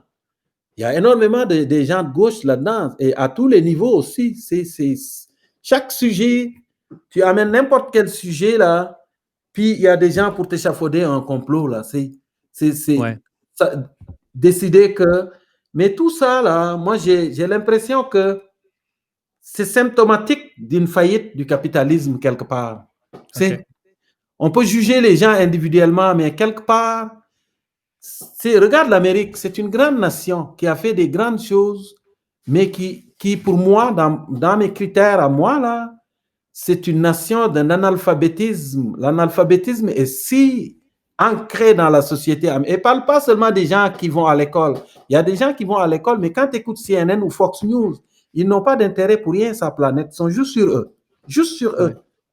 Là où au moins la BBC va t'ouvrir des horizons, va parler de toutes sortes d'affaires, mais eux autres sont là. Nous. Et du coup, quand tu regardes la quantité de gens à qui on passe des trucs, genre Trump est un gars qui chasse des pédophiles ou des trucs, et le nombre de personnes qui croient à ça, tu te dis, OK, il y a un problème là. Et le problème, je pense que si on pousse la réflexion plus loin, c'est le laisser pour compte du capitalisme. C'est leur façon un peu de manifester, de crier en fait. De crier, parce que si veut pas, c'est un pays comme les États-Unis, le système d'enseignement public il est non fonctionnel. Ça ne marche pas. C'est pas comme le Québec, pas comme le Canada. Ça ne marche pas. Je veux dire, le complotisme, j'ai l'impression que si on dissèque ça plus largement, là, c'est vraiment des cris de détresse, de laisser pour compte du capitalisme sauvage. Je pense que c'est ça. C'est des gens qui n'ont pas eu le temps d'aller à l'école, des gens qui pensent qu'on complote contre eux parce qu'ils n'ont jamais eu confiance. Il y en a leur confiance avec les institutions sont rompues depuis un bout. Il y en a qui vivent dans la misère dans des pays où la richesse est tellement abondante. Il y a tout ça là-dedans. Tout ça. En fait, avec raison aussi, quand on regarde, tu parles d'une perte de confiance envers les institutions ou envers les médias ou envers quoi que ce soit, c'est que, puis c'est relié au capitalisme, on vend du sensationnalisme, on le fait ici, on le fait surtout aux États-Unis.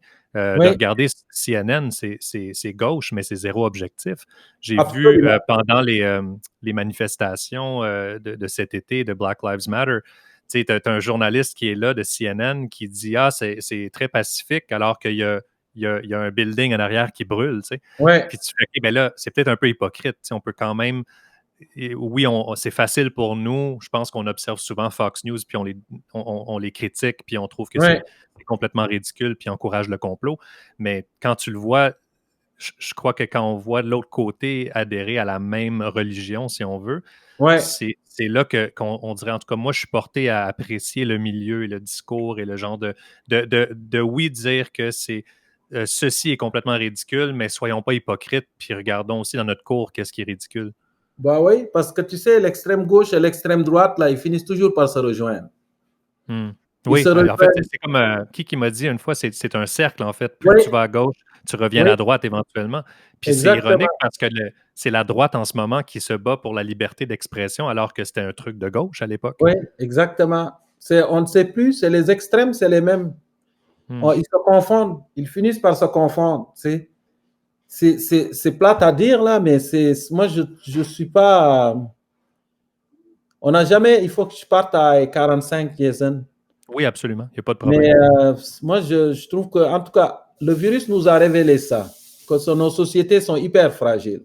L'Occident, j'espère que c'est ce qu'on va tirer de cette inefficacité collective, parce qu'on est inefficace, il faut le dire. On ne l'est pas bon. Regarde les États-Unis. C'est la plus grande nation du monde occidental. Ils se sont tapés 25% des morts de la COVID, pas capables de vacciner les gens, pas capables de faire des tests comme du monde. Et toutes les nations occidentales se sont réveillées un jour puis ont dit « Hey, on n'est pas capable. » On n'est pas capable parce que l'espèce de sentiment d'unité, tu sais, ce que j'appelle la conversation nationale, on ne l'a plus. C'est tous des monologues de groupuscules ethniques, raciales, religieux, c'est tout quand ce monologue, et on utilise l'intimidation, la violence, la culpabilisation, la victimisation, et tout ça, tu mélanges ça dans un pays, et tu te rends compte que le sentiment d'appartenance nationale n'existe plus vraiment. Et je serais curieux s'il y avait une guerre aujourd'hui, là, et on dit aux gens, là, je ne le souhaite pas, là, mettons qu'une entité X hostile a attaqué l'Occident, puis on dit aux gens, allez en guerre. Je serais curieux de voir qui vont se lever pour dire, on va défendre la patrie, Ouais. C'est un énorme problème, pour vrai, là. Ça serait sans doute une guerre du climat. Hein? Une guerre du climat éventuelle. Ah, ben oui. On s'en va là. Hmm. Je sais pas, peut-être qu'on s'en va là. En tout cas, une guerre de l'eau, on va l'avoir. C'est déjà commencé, là. Mais ça va aller en s'amplifiant, là. C'est un fait. Moi, je suis d'accord avec toi, là. La vie, là, est bien plus agréable et harmonieuse au centre. Pas obligé d'être au centre pile, mais soit aux alentours, tu sais. Juste aux alentours pour qu'on puisse se parler. Mais quand tu es à l'autre extrême et l'autre est à l'autre extrême, ben ça marche pas. Ça marche pas, mais à force de vous lancer des insultes, comme tu disais, le cercle finit. Vous allez finir par vous rejoindre. C'est ça. Parce que même avec les gens au centre, en fait, moi, je le sens souvent quand je pose la question, j'ai l'impression que cette culture du bannissement n'est pas très loin et puis que éventuellement, en fait, je pense que le réflexe de la majorité des gens, c'est juste de dire, ben, je vais rien dire. Je vais même pas poser la question, je vais pas essayer d'être nuancé parce qu'on bombarde de la gauche et de la droite en même temps, puis finalement, bon, ben, il y a personne qui se parle, tu sais. Et tout ça exacerbé par les médias sociaux. Ouais, et la dopamine. La télévision prend des épiphénomènes qui sont dans les médias sociaux et en fait quelque chose de tellement gros. La fait retentir cette chose-là. Et pour moi, en tout cas, mon texte cette semaine dans la presse que j'ai publié, c'est de dire que aujourd'hui, là, l'ennemi numéro 1, après l'implosion du bloc soviétique, l'ennemi des démocraties libérales, c'est les médias sociaux. Ouais. Puis je pense que si on ne réglemente pas les médias sociaux, toutes les démocraties libérales vont finir par exploser. C'est une question de temps. On l'a vu aux États-Unis. On l'a vu, mais ce qui s'est passé aux États-Unis, il n'y a aucun pays du monde occidental qui est à l'abri de ça. La France pourrait vivre la même chose, l'Allemagne, l'Italie. Il y a des extrémistes de tous côtés là pour pouvoir faire ça. Et c'est une fausse idée de penser que la gauche ne peut pas le faire. La gauche est capable de faire ça. Oh oui. L'extrême gauche est capable de faire. La seule différence, c'est qu'ils sont moins armés. Ça, c'est vrai. Mais de rentrer dans de créer une insurrection, là, puis de dire que nous avons raison, sont capables de le faire aussi. C'est vrai. Écoute, Boucard, je sais que tu dois quitter. J'espère que, j'aime pas utiliser cette phrase et je l'utilise ironiquement, mais lorsque les trucs reviennent à la normale et qu'on puisse se voir en personne, on puisse continuer, poursuivre cette discussion-là. Oui, on prendra une bière. Une bière, puis on va se coucher moins niaiseux. Voilà, c'est ça. Et merci pour l'invitation, Jason. Ben, merci infiniment à toi. Merci pour tout ce que tu fais. Et puis, surtout la nuance, le milieu, la biologie, l'ensemble de l'œuvre. Allez, voilà. À la revoyure. Au revoir. Bye.